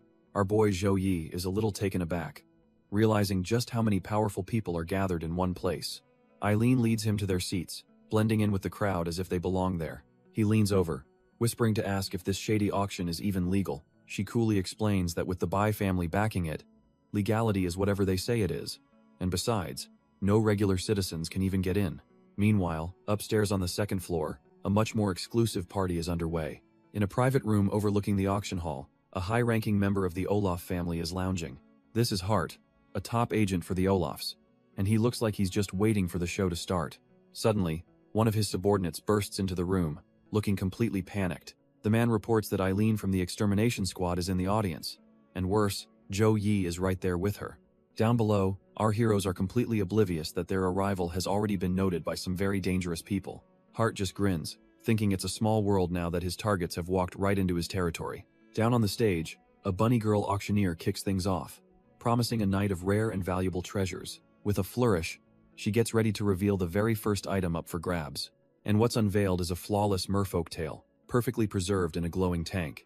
The auctioneer hypes it up as a rare anti-aging delicacy that even normal humans can eat, starting the bid at 1 gold coin. The audience absolutely erupts, with some guys screaming that this premium item could save their dying relatives. But our boy Zhou Yi is dumbfounded. His system flags the tail as a trash, tier F grade trait, and he can't believe the hype. Eileen shoots him a look, calling him an idiot, and explaining that for regular people, anything that extends lifespan is priceless. The auctioneer then moves on, presenting a batch of unsold monster parts from previous events at a steep discount. The more experienced hunters in the crowd just sneer, knowing this is just worthless junk used to bait clueless newbies. But as the crowd scoffs, the cockroach god scan reveals a mix of trash tier and A-rank traits hidden in the pile. A wicked grin spreads across our boy's face. He's just spotted a gold mine everyone else thinks is a landfill. Without a second thought, Zhou Yi shoots his hand up, shocking everyone by declaring he'll buy the entire lot. The auctioneer is absolutely floored, thinking she's just found the biggest sucker of the night. But Zhou Yi knows the truth. He's the one who's about to cash out big time. Eileen just stares at him, completely convinced that he's lost his mind. Ignoring the commotion, the auctioneer unveils the next item, hyping it as a treasure from a C-rank abyss. Zhou Yi's demeanor instantly changes, telling Eileen to watch closely because his real target is finally here. She pulls back the cloth to reveal a magnificent, glowing magic crystal from the Frostfang Plateau spider. With the starting price set at a single gold coin, she officially kicks off the bidding for the main event. Suddenly, Eileen is hit with a flashback of a humiliating defeat against a powerful, red-armored foe. She knows that if her Snowfang blades gain an ice affinity, they'll become exponentially stronger. With burning resolve, she vows to herself that she will never suffer that kind of shame again. Without a moment's hesitation, she raises her paddle, placing the first bid on the Frostfang crystal. The auctioneer happily accepts the bid from seat 17, asking if anyone else is interested. But just then, a button is pressed from the VIP section. Seat number 1. The auctioneer's eyes light up as she announces a massive bid of 10 gold coins from their most honored guest. Turns out, it's an agent of the Olaf family, Hart, who smirks, realizing Eileen is after the same item his master wants. Eileen glares over, her expression turning ice cold as she processes this new development. She's dumbfounded. If the Olaf family is bidding, this just turned from a simple auction into a war. Refusing to back down, Eileen immediately raises her paddle, determined to win this fight. From the VIP box, Hart just smirks and casually presses his button, bumping the price to 15 gold. Eileen doesn't even hesitate, instantly countering with a bid of 20 gold. The Olaf agent slams his button again, raising the stakes to a whopping 25 gold without a second thought. The crowd starts whispering, wondering if this girl from the extermination squad is insane for challenging the Olaf family. Even our boy Zhou Yi realizes this is a bad situation, but Eileen's face is a mask of pure determination. Hart scoffs, thinking there's no way a mere vice captain could possibly have enough money to compete with him. But he's dead wrong. Eileen's eyes burn with a furious intensity, showing she's ready to go all in. She shoots her paddle into the air, shouting out a massive bid of 30 gold, silencing the entire room. The auctioneer is ecstatic, calling this the most exciting bidding war of the night as the tension reaches its peak. Eileen grits her teeth, realizing she just bet her entire life savings, praying it's enough to scare him off. The auctioneer is absolutely floored by the sheer audacity of this bidding war, but Hart just smirks, casually raising the bid to 35 gold, as if it's pocket change. The rest of the audience is completely dumbfounded, their jaws on the floor at the insane amount of money being thrown around. That last bid shatters Eileen's resolve. She slumps over, completely out of options and utterly defeated. To make things worse, one of Hart's goons suddenly appears behind them, identifying them by name. The man leans in, letting them know his boss sent him over with a special message. With a disgusting sneer, he mocks them for being out of money, telling them this auction house is no place for paupers. From his VIP seat, Hart is laughing maniacally, clearly enjoying their public humiliation. On stage, the auctioneer begins the final countdown, ready to declare the Olaf family the winner. But just as the hammer is about to fall, another paddle shoots up from the crowd. Our boy Zhou Yi stands up, not about to let Eileen's humiliation slide. With a savage grin, he throws down an earth-shattering bid of 50 gold, leaving everyone speechless. The entire auction hall erupts in chaos, with people absolutely losing their minds over the sudden challenge. Eileen looks up at Zhao Yi, completely stunned that he'd step in for her like this. From his private room, Hart just smirks, finding this little act of defiance rather amusing. He muses that in all his years working for the Olaf family, no one has ever had the guts to challenge them. With a condescending laugh, he decides it's time to put this nobody back in his place. The auctioneer announces Hart's counter bid of 55 gold, but he's not even done. Hart immediately slams the button again, instantly raising the price to a staggering 60 gold. The auctioneer is losing her mind as the bids jump from 70 to 80 gold in a flash. But our boy Zhou Yi, without even flinching, casually raises the stakes to a clean 90 gold. Eileen immediately panics, telling him they're broke and can't possibly go any higher. He just smirks, telling her not to sweat it. They'll win first and he'll sort out the money with Zhongzhe later. Just then, a familiar voice pipes up, asking what a few gold coins matter between friends. It's Zhongzhe himself, who casually strolls in and offers to cover their entire tab, leaving Eileen dumbfounded. Back in the VIP room, Hart's aide is freaking out, telling his boss they're way over budget, and Zhongzhe is backing the enemy. Zhou Yi just flips them the bird from his seat, telling the broke losers to get out if they can't afford to play. Hart is left absolutely seething, his face contorted with pure, unadulterated rage at the public humiliation. Later that night, Eileen thanks Zhou Yi for his help, promising she'll find a way to repay the massive debt she now owes him. Our boy just gives her a thumbs up, telling her not to be so formal. He's just following her advice to invest everything into getting stronger. But their conversation is cut short when a violent tremor suddenly rocks the entire city, catching everyone off guard. Even the unflappable Zhongzhe is completely dumbfounded, wondering what in the world is going on. Eileen's phone buzzes with an emergency alert. All extermination squads are to respond to a disaster-level threat. In the distance, a massive shockwave emanates from the city's outskirts, signaling the source of the chaos. A remote mountain range begins to tremble, as if the very earth is about to split open. The peak shatters, bursting upwards as something colossal begins to claw its way out from beneath the ground. A terrifying giant worm monster erupts from the mountain, its multiple maws roaring at the sky. But before it can even take a breath, it's instantly swarmed by vicious tendrils of crimson energy. The newly spawned disaster-level threat is torn to shreds in a bloody instant, leaving nothing but a gory mist. The trio is hit by the shockwave, completely stunned by the sudden citywide crisis. Zhongzhe is the first to crack, utterly panicking and demanding to know what's going on. Eileen, however, is a professional. Her phone buzzes with a disaster level, a protocol for all extermination squads. Her orders are clear. As vice captain, she needs to rally patrol teams and evacuate civilians immediately. She turns to give the two of them an order, likely telling them to find cover and stay out of it.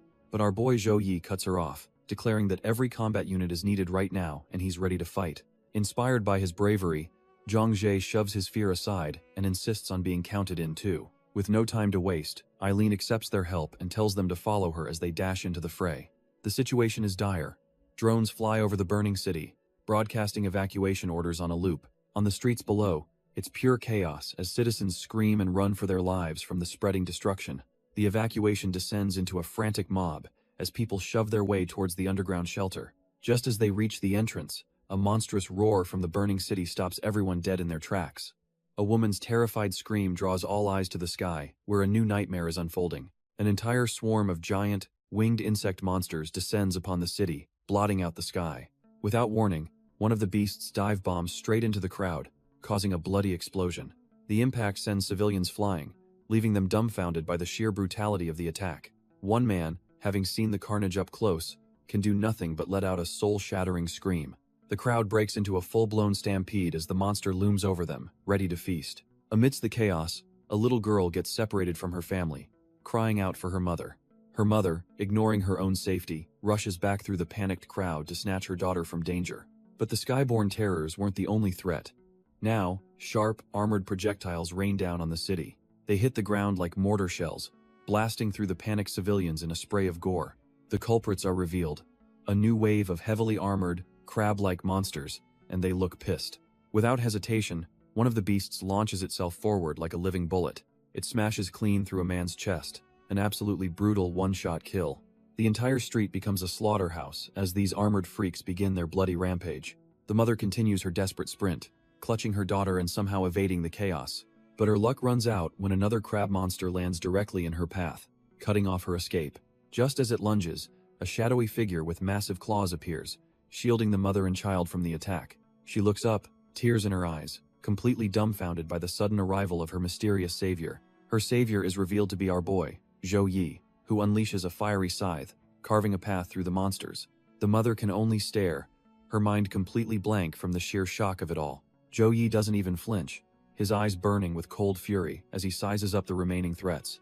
He channels his power, the flames of his weapon swirling with destructive intent. With a brutal leap, he impales another crab freak, slamming it into the ground with overwhelming force. He lands protectively in front of the family, his faint antennae betraying his inhuman nature. Snapping out of her stupor, the mother is overcome with relief and tearfully thanks him for saving their lives.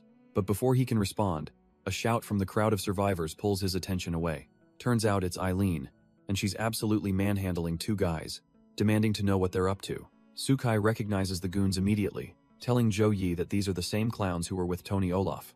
Zhou Yi silently judges them, disgusted that fellow Awakeners would disguise themselves and hide while civilians died. Eileen introduces herself as the Vice Captain of Extermination Squad 1 and immediately drafts the two cowards for city defense. The spiky-haired goon flips out, yelling that he came here to make money, not to get himself killed. His buddy chimes in, telling her this is the squad's business and has absolutely nothing to do with them. The first goon then turns on Zhou Yi, sarcastically suggesting that since he loves showing off, he should handle it. He even sneers that he hopes the monsters take down this year's so-called hotshot favorite. But before he can finish his sentence, Eileen's purple energy whips violently wrap around his entire body. With a brutal yank, she sends him flying and slams him face first into the concrete. The goon is left completely stunned, unable to process what just happened. Eileen stands over him, her eyes glowing menacingly, and makes it clear this is a conscription, not a negotiation. With ice in her veins, Eileen orders the pathetic cowards to be taken away and treated as deserters. The goon starts screaming, trying to pull rank by claiming he's an Olympic athlete and not even officially in the squad yet. Our boy Zhou Yi steps up, disgusted, asking how someone who only knows how to suck up to the powerful could ever deserve to join the squad. Suddenly, Eileen's phone buzzes with an urgent citywide alert. All combat personnel are to assist at Vermilion Gate immediately. The situation is dire. The gate is already engulfed in a massive, raging inferno. Both she and Zhou Yi look on as the city burns, realizing this is way bigger than a few trash-tier recruits. Without a moment's hesitation, Eileen tells Zhou Yi to come with her, and he instantly agrees. They hop on a motorcycle and tear through the streets, racing towards the heart of the disaster. Arriving at the scene, they find the colossal gate breached and flames pouring out into the city. And from within, the fire emerges a monstrous, heavily armored insectoid, ready to wreak havoc. Eileen grits her teeth, declaring there's no time to wait for backup. They're going in right now. They ditch the motorcycle, leaving it behind as they prepare to leap into the fray. Using her telekinetic powers, she grabs our boy and launches them both over the massive, burning gate. They land in a scene of absolute carnage, surrounded by the bodies of fallen soldiers and monsters. She grimly states that they were too late to save the defenders at the wall. Before them, a literal sea of insectoid monsters swarms forward, and Zhou Yi can't believe it's just the two of them. But the captain doesn't even flinch, her expression hardening with cold resolve. Her eyes then lock onto a massive defense cannon still intact on the wall, a plan clicking into place. She tells Zhou Yi that if that cannon still works, they might actually be able to hold the line. With a burst of energy, she orders him to hold off the horde for 2 minutes while she gets the weapon online. Our boy stands alone, facing down a literal tidal wave of winged insectoid nightmares. Hes completely dumbfounded, wondering how in the world he's supposed to hold this horde off by himself for 2 minutes. But with no other choice, he plants his feet, grits his teeth, and resolves to hold the line no matter what. Without a second to waste, he unleashes his cockroach scythe, slicing through the vanguard of the swarm. The monsters are relentless, and one of the beasts manages to slip past his guard and close in from behind. Thinking fast, he whips out his sticky tongue, a nasty trick he picked up a while back. He latches onto a nearby monster, using its body as a living wrecking ball to smash another one out of the sky. Roaring with defiance, he vows that not a single one of these trash-tier monsters will get past him. But just as he's gaining some ground, a colossal shadow falls over him as a gigantic claw descends from above. Before he can even blink, the massive claw smashes down, impaling our boy straight through the chest. But instead of death, a searing hot power erupts from our boy, manifesting as a fiery spear in his hands. With this new weapon, he desperately parries the storm of claws raining down on him. He's panting, bleeding, and running on fumes, but his eyes burn with pure, unyielding defiance. Just then, a much larger, more menacing insect monster descends, its presence dwarfing the others. He finally gets it. He understands why those other two were too scared to fight, realizing one wrong move means instant death. Standing over the corpse of the beast he just took down, he knows this is just the beginning. The mangled face of the dead monster is a grim reminder of the brutality of this battlefield. But even knowing the odds, his resolve doesn't waver for a second. The alpha monster lunges forward, its massive scythe-like arm blotting out the sky. Zhou Yi leaps back just in time as the claw smashes into the ground, a hair's breadth from turning him into paste. Instead of retreating, our boy pivots on a dime and slams his spear deep into the monster's attacking limb. He grits his teeth, knowing that being scared spitless is no excuse to run away from a fight. Reaching into the gushing wound, he pulls out a glowing red crystal, ready to absorb its essence. A system notification confirms it.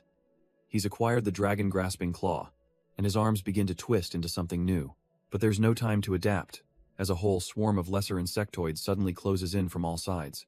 Roaring for them to get the hell out of his way, he tests his new power with a massive, fiery slash. He's left dumbfounded as an even larger scythe arm slices down from above, making his attack look like a joke. The resulting impact is absolutely colossal, kicking up a massive cloud of dust and debris. When the smoke clears, a different monster, a huge armored crab, lies dead before a fortified wall, clutching a strange purple orb.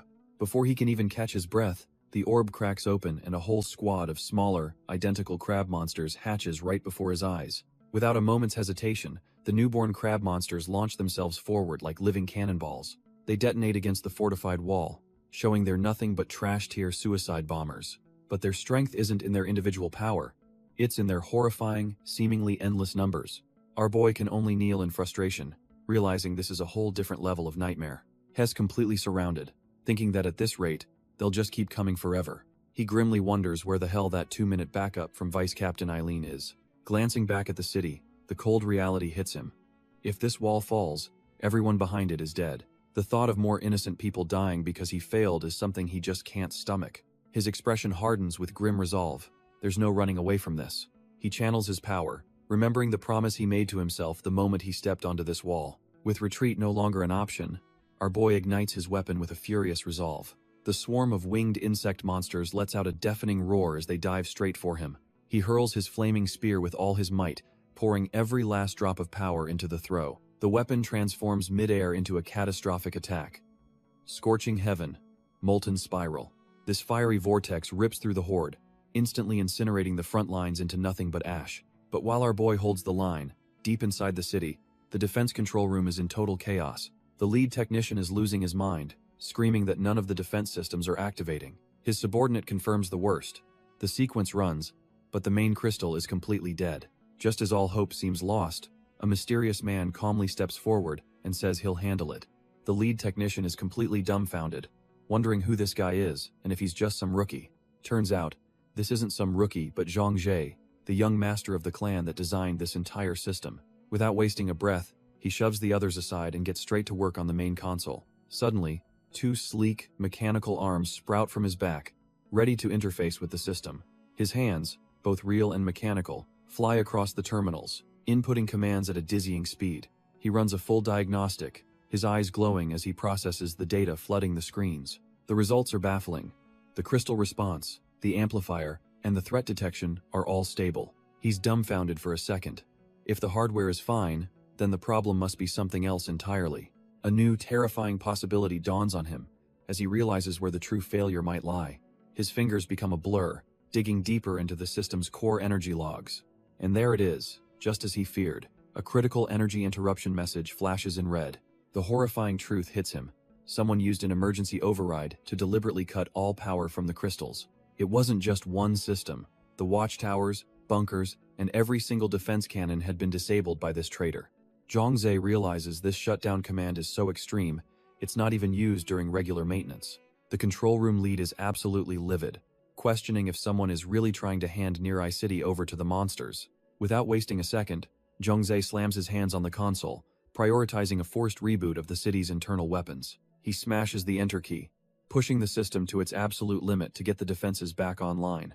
A surge of red energy erupts from the main terminal as the system violently reboots. Outside on the city walls, the massive defense cannons begin to power up, their barrels glowing with deadly intent. They immediately unleash a devastating barrage, lighting up the sky and vaporizing the swarming insect monsters. Back in the control room, the entire crew erupts in cheers, watching the monitors as the systems finally come back online. While his team celebrates, Dronzer is already back at it, his fingers flying across the keyboard. He reflects that it's a good thing the extermination squad runs so many disaster drills. On the ground, the church is already handling medical support, healing the wounded amidst the chaos. Meanwhile, the shadowy intelligence bureau is doing its part, keeping order inside the city. Their agents are already directing the flow of panicked civilians, trying to prevent a total breakdown. Dronzer scoffs internally, knowing the military's original plan was to let the squad get torn to shreds. But now that the entire city is on the brink of collapse, they have no choice but to finally step in. He can't help but think that if they'd just mobilized earlier, the damage wouldn't have been this catastrophic. Looking at his cheering colleagues, he knows this victory is temporary. The real fight is far from over. Even with the system rebooted, he realizes the remaining turrets have to hold the line, no matter what. Back at the city's perimeter, the final defensive wall is taking a beating. Everyone knows that if this wall falls, the entire city is completely finished. Our boy Zhou Yi is on his last legs, panting heavily after unleashing that massive attack. He's standing on a mountain of monster corpses, but the fight is far from over. He grits his teeth, realizing the molten spiral has a long cooldown, and the enemy isn't giving him a second to recover. In desperation, he screams into the sky, demanding to know where Eileen is and what's taking her so long. But his call is answered by a new threat, a monstrous purple beast lunging through the smoke. The colossal creature barrels towards him, its multiple maws wide open and ready to devour him whole. With no other choice, Zhou Yi musters what's left of his strength, his aura flaring up once more. He meets the monster's charge head-on, preparing to clash with the terrifying beast. He lunges forward, spear ready, putting every last ounce of energy into this desperate defense. Glancing back at the turret, he knows it's their only real hope, but his stamina is hitting rock bottom. Hez furious, screaming that Eileen promised 2 minutes, but it's been nearly 10 and he's all alone. Facing the new monstrosity, he yells out into the battlefield, demanding to know if she's ever going to show up. The beast's glowing purple eyes lock onto its target, letting out an ear-splitting screech. It lunges with blinding speed, its armored head a blur of purple death aimed right at him. But just as he braces for impact, our boy is completely dumbfounded by what happens next. The monster's head whips right past him, not even trying to make contact. Its long, serpentine body follows, ignoring him completely as it rockets towards the backline. A horrifying realization hits him: the trash-tier beast isn't after him. It's going for the turret. Thinking fast, our boy hurls his spear like a javelin, aiming to pin the beast down. He lands right on its head and drives the spear deep, but the monster doesn't even flinch. With a roar of defiance, Zhou Yi channels every last bit of his fiery power into the weapon. He unleashes his ultimate attack, engulfing the monster's head in a massive pillar of fire. But the damn thing is unstoppable, shrugging off the flames as it closes in on the turret. Zhou Yi can only watch in horror, realizing his strongest attack was completely useless. Suddenly, the turret's cannon begins to glow, charging up a city-leveling blast. A colossal beam of pure energy erupts from the barrel, slamming directly into the monster's face. As the smoke clears, Zhou Yi stands there, breathless, wondering if that was finally enough to kill it. And just then, a familiar face pops out of the turret's hatch: Eileen, fashionably late as always. Eileen grits her teeth, declaring that the crystal power has finally been restored. It seems she's not bluffing, as smaller automated turrets also begin to open fire. The giant beast retaliates, unleashing a deadly barrage of razor-sharp energy shards. Down below, Zhou Yi and Eileen land on the ground, ready for the next phase of the fight. Our boy watches the chaos unfold, a grim determination etched on his face. They're not alone. A squad of elite soldiers has arrived, reporting that they're in position. Eileen takes charge, ordering everyone to hold the line until the main wall turrets are back online. And it's a good thing they have backup, because the colossal monster is spawning a horde of smaller creatures to swarm the walls. A tide of creepy, purple, scorpion-like monsters scurries across the ground, overwhelming the defenses. The newly arrived squad doesn't hesitate, unleashing a volley of energy blasts to thin out the swarm. The squad leader roars the command to fire, and his men unleash hell upon the approaching swarm. They pour on the firepower, a relentless stream of energy bolts aimed at the monstrous tide. But it's no use. One of the creatures barrels through the gunfire and slams right into a soldier. The man screams as the monster's sharp carapace tears him apart, his comrades watching in horror. Another soldier stands over his fallen brother, yelling at him to get back on his feet, refusing to believe it's over. His momentary distraction is a fatal mistake, as another scorpion monster gets the drop on him. The creature lunges, its maw clamping down hard on the soldier's head with a sickening crunch. His body goes limp in an instant, another casualty in a fight that's turning into a massacre. All around them, the elite soldiers are being torn to shreds, their formation completely shattered. The squad leader is left completely dumbfounded, watching his unit get systematically wiped out. Suddenly, one of the scorpion monsters gets blasted from the side, screeching in agony. The air is thick with the screams of dying men and the chittering of the relentless swarm. But cutting through the chaos is a whirlwind of fire. Our boy, Zhou Yi, has finally arrived. He unleashes his scorching heaven technique, obliterating one of the armored insectoids in a single, brutal strike. Panting heavily, he takes a quick second to catch his breath after clearing the immediate area. He shouts over his shoulder for the soldiers to fall back, telling them he'll cover their retreat. But a horrifying realization dawns on him as he sees he's standing alone amidst a field of corpses. The sheer number of dead soldiers leaves him completely stunned, the weight of the failure crashing down on him. His shock quickly morphs into pure, seething rage at his inability to save them. As if on cue, a fresh wave of winged monsters descends, and he can only curse them for the hell they've brought. Fueled by grief, our boy unleashes a torrent of fire, screaming for every last monster to just die already. But amidst the fiery chaos, a strange hum echoes as a nearby transmission tower suddenly glows with immense power. The ground itself begins to tremble and crack as a massive hidden panel starts to rise from below. With a heavy groan, the silo door opens, revealing something absolutely colossal hidden beneath the city. The commotion snaps Zhou Yi out of his rage, leaving him dumbfounded by the sight of the emerging structure. It's a ridiculously huge cannon, and standing at its base, looking completely unfazed, is Squad Captain Eileen. She stares down the battlefield with cold determination, ready to unleash the city's last line of defense. Back in the control room, the operators work frantically, channeling power to the city's trump card. The lead operator confirms it's ready. The entire wall is lined with these guardian cannons, all fully charged. And not a moment too soon, as a new swarm of vicious, red-armored insectoids comes screeching through the sky. With ice in her veins, Eileen gives the one-word command to unleash hell. The guardian cannons roar to life, launching a volley of pure destruction. A storm of fiery projectiles rains down from the sky, targeting the heart of the monster swarm. The moment they hit, the ground erupts in a series of earth-shattering explosions. Even the colossal purple draconic monster is caught dead center in the blast, getting absolutely shredded. The beast doesn't stand a chance, as its body is completely vaporized by the overwhelming force. Our boy Zhou Yi can only watch as the inferno consumes everything in its path. Hez left speechless, realizing the city's defenses were on a whole other level. The entire battlefield is swallowed by a blinding flash of white-hot energy. When the light finally fades, there's nothing left but a smoking, desolate crater. In the eerie silence after the blast, our boy Zhou Yi stands alone, watching the last embers fall. He turns to Eileen and gives her the grim summary. The cannon wiped out most of them, and the cowards who survived ran for the hills. But Eileen isn't celebrating, explaining that while the cannon is powerful, it needs a long time to recharge between shots. She continues, revealing that they usually detect these abyssal breaches weeks in advance, giving them ample time to prepare. Zhou Yi listens silently, the pieces clicking into place, and he does not like the picture they're forming. With a haunted look, Eileen admits that this time, the attack came without a single shred of warning. He realizes this wasn't just a random monster wave, this was a calculated, stealthy invasion. Seeing her on the verge of breaking, he puts a comforting hand on her shoulder. He tells her this isn't her fault. as they both stand amidst the bodies of the fallen soldiers who died holding the line.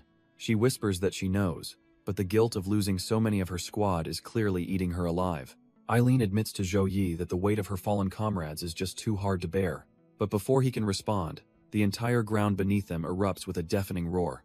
Our boy instinctively shoves Eileen back, his face a mask of pure shock as the earth shatters. The disturbance isn't small, it's a massive upheaval that tears through the battlefield's foundation. The ground continues to split apart as something absolutely colossal begins to claw its way to the surface. A monstrous tentacle bursts from the abyss, dwarfing both of them in an instant. It's not just one.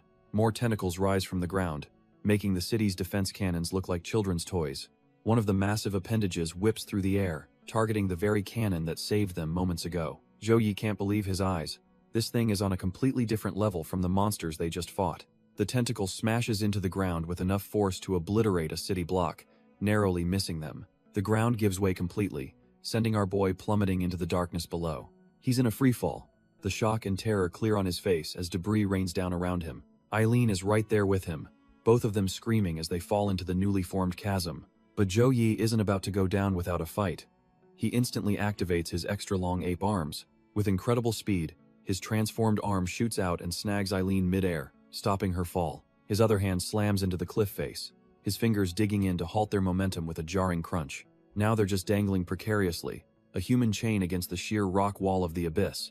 Eileen looks up, completely stunned that he managed to save them from certain death. Above them, the colossal tentacles have already finished their work, having wiped out all the city's cannons in an instant. Zhou Yi just stares up in disbelief, wondering what in the hell they're supposed to do now.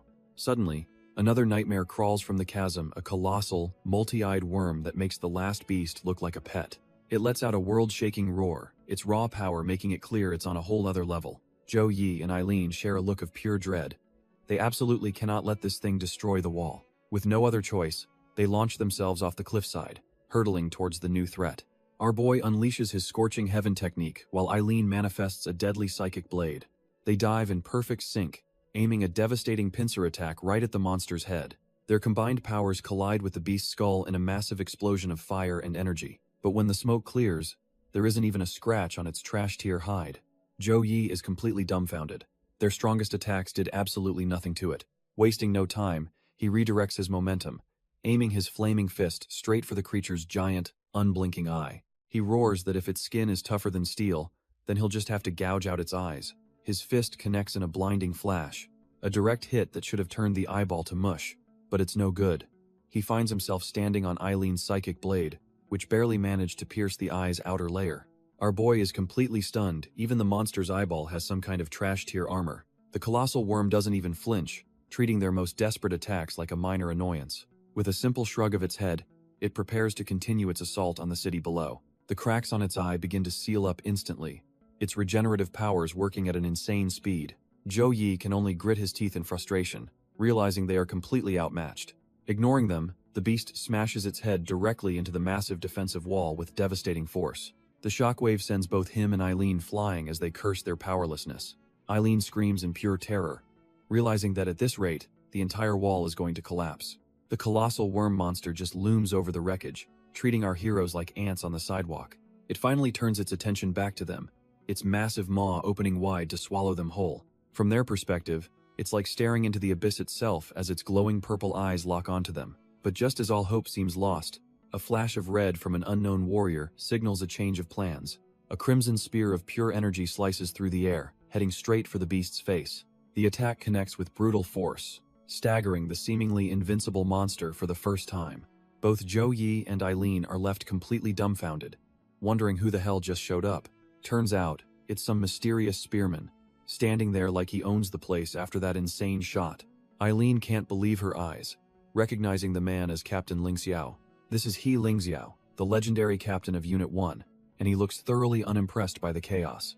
He plants his spear, standing as a one-man wall between our crew and the colossal beast. While our boy is still processing, Eileen explains that this is her squad leader, second only to the commander himself. Turns out, his worn-out appearance is because his ability is blood manipulation, and years of non-stop fighting have left him with chronic anemia. He Lingxiao starts drawing his blood back, pulling it from his spear and the battlefield. He clenches his hand, concentrating all that crimson energy into a single, devastating fist. but Eileen warns not to let his condition fool them for a second. He Lingxiao proves her right by unleashing a brutal barrage of massive blood fists, absolutely hammering the giant worm into submission. Our boy can only watch, completely dumbfounded by the sheer power on display. The giant worm monster groans in agony, its armored head bleeding from the relentless assault. But it's far from finished. Its multiple eyes flare with purple energy as it prepares a counterattack. With a furious roar, the beast slams its massive head down like a meteor. The impact is so immense, it sends shockwaves tearing through the ground. The entire battlefield shatters under the colossal force of the blow. Zhou Yi is sent flying, screaming that the shockwave was strong enough to crack the city wall, but Eileen just tells him to relax, because down in the crater, the captain is casually holding back the monster's full weight with just one hand. He Lingxiao stands completely unfazed, stating that such a trash-tier attack could never hope to harm him. With a cold, unimpressed look, He Lingxiao gives his wrist a simple, almost casual twist. In the next instant, he rips the colossal monster's head clean off its body in a geyser of crimson. But this isn't just blood, it's his weapon, and he begins to morph the liquid into something new. The blood coalesces, hardening into a series of brutal, sharp spikes under his absolute control. He then slams the blood spikes down with incredible force, pinning the monster's severed head to the ground. The worm's head can only writhe in its final moments as the captain stands over it, utterly dominant. Wiping a stray drop of blood from his lip, He Lingxiao looks over the battlefield and speaks to the spirits of the fallen. He declares that he has heard the fear, rage, and sorrow of every soldier who died here. As he speaks, blood begins to rise from the corpses of fallen soldiers and monsters alike, drawn to its new master. All the blood from the battlefield gathers, twisting and hardening into a single deadly point. He Lingxiao forges this river of crimson into a colossal scythe, a weapon born from sacrifice. He promises the fallen that, with their blood, he will personally end the true beast behind this catastrophe. And there it is, the real target, a colossal armored worm, roaring as it emerges from the ground. With a single, fluid motion, the captain swings his blood-forged scythe with world-ending force. The impact is a blinding flash of red, a silent scream of absolute destruction. Watching from the sidelines, both Zhou Yi and Eileen are left utterly speechless by this display of raw power. The armored beast's head doesn't just get cut, it's split perfectly down the middle. Captain Lingxiao stands between the two bisected halves of the monster, a true god of the battlefield. Our boy Zhou Yi is completely floored, feeling the terrifying pressure rolling off the captain. So this is the power of Squad 1's leader. But even a monster like Captain Lingxiao isn't invincible. The sheer force of his attack has clearly taken a toll on his body. Eileen cautiously approaches him, stepping through the bloody wasteland he created with that single, devastating swing. The captain looks over the battlefield, speaking to his fallen men, telling them he's proud that not a single one of them faltered. She points out that he's bleeding, but he just shrugs it off, admitting he might have gotten a little carried away during his warm-up. As Eileen offers him a bandage, he vows that this grudge will be settled once and for all when he finally slays the Abyssal Lord. This whole scene is a massive reality check for Zhou Yi, who realizes that despite his growth, he's still leagues below a true captain. But his introspection is cut short as his antennae twitch, sensing something approaching from the sky. He looks up, dumbfounded, to see a massive fleet of military transports finally arriving on the scene.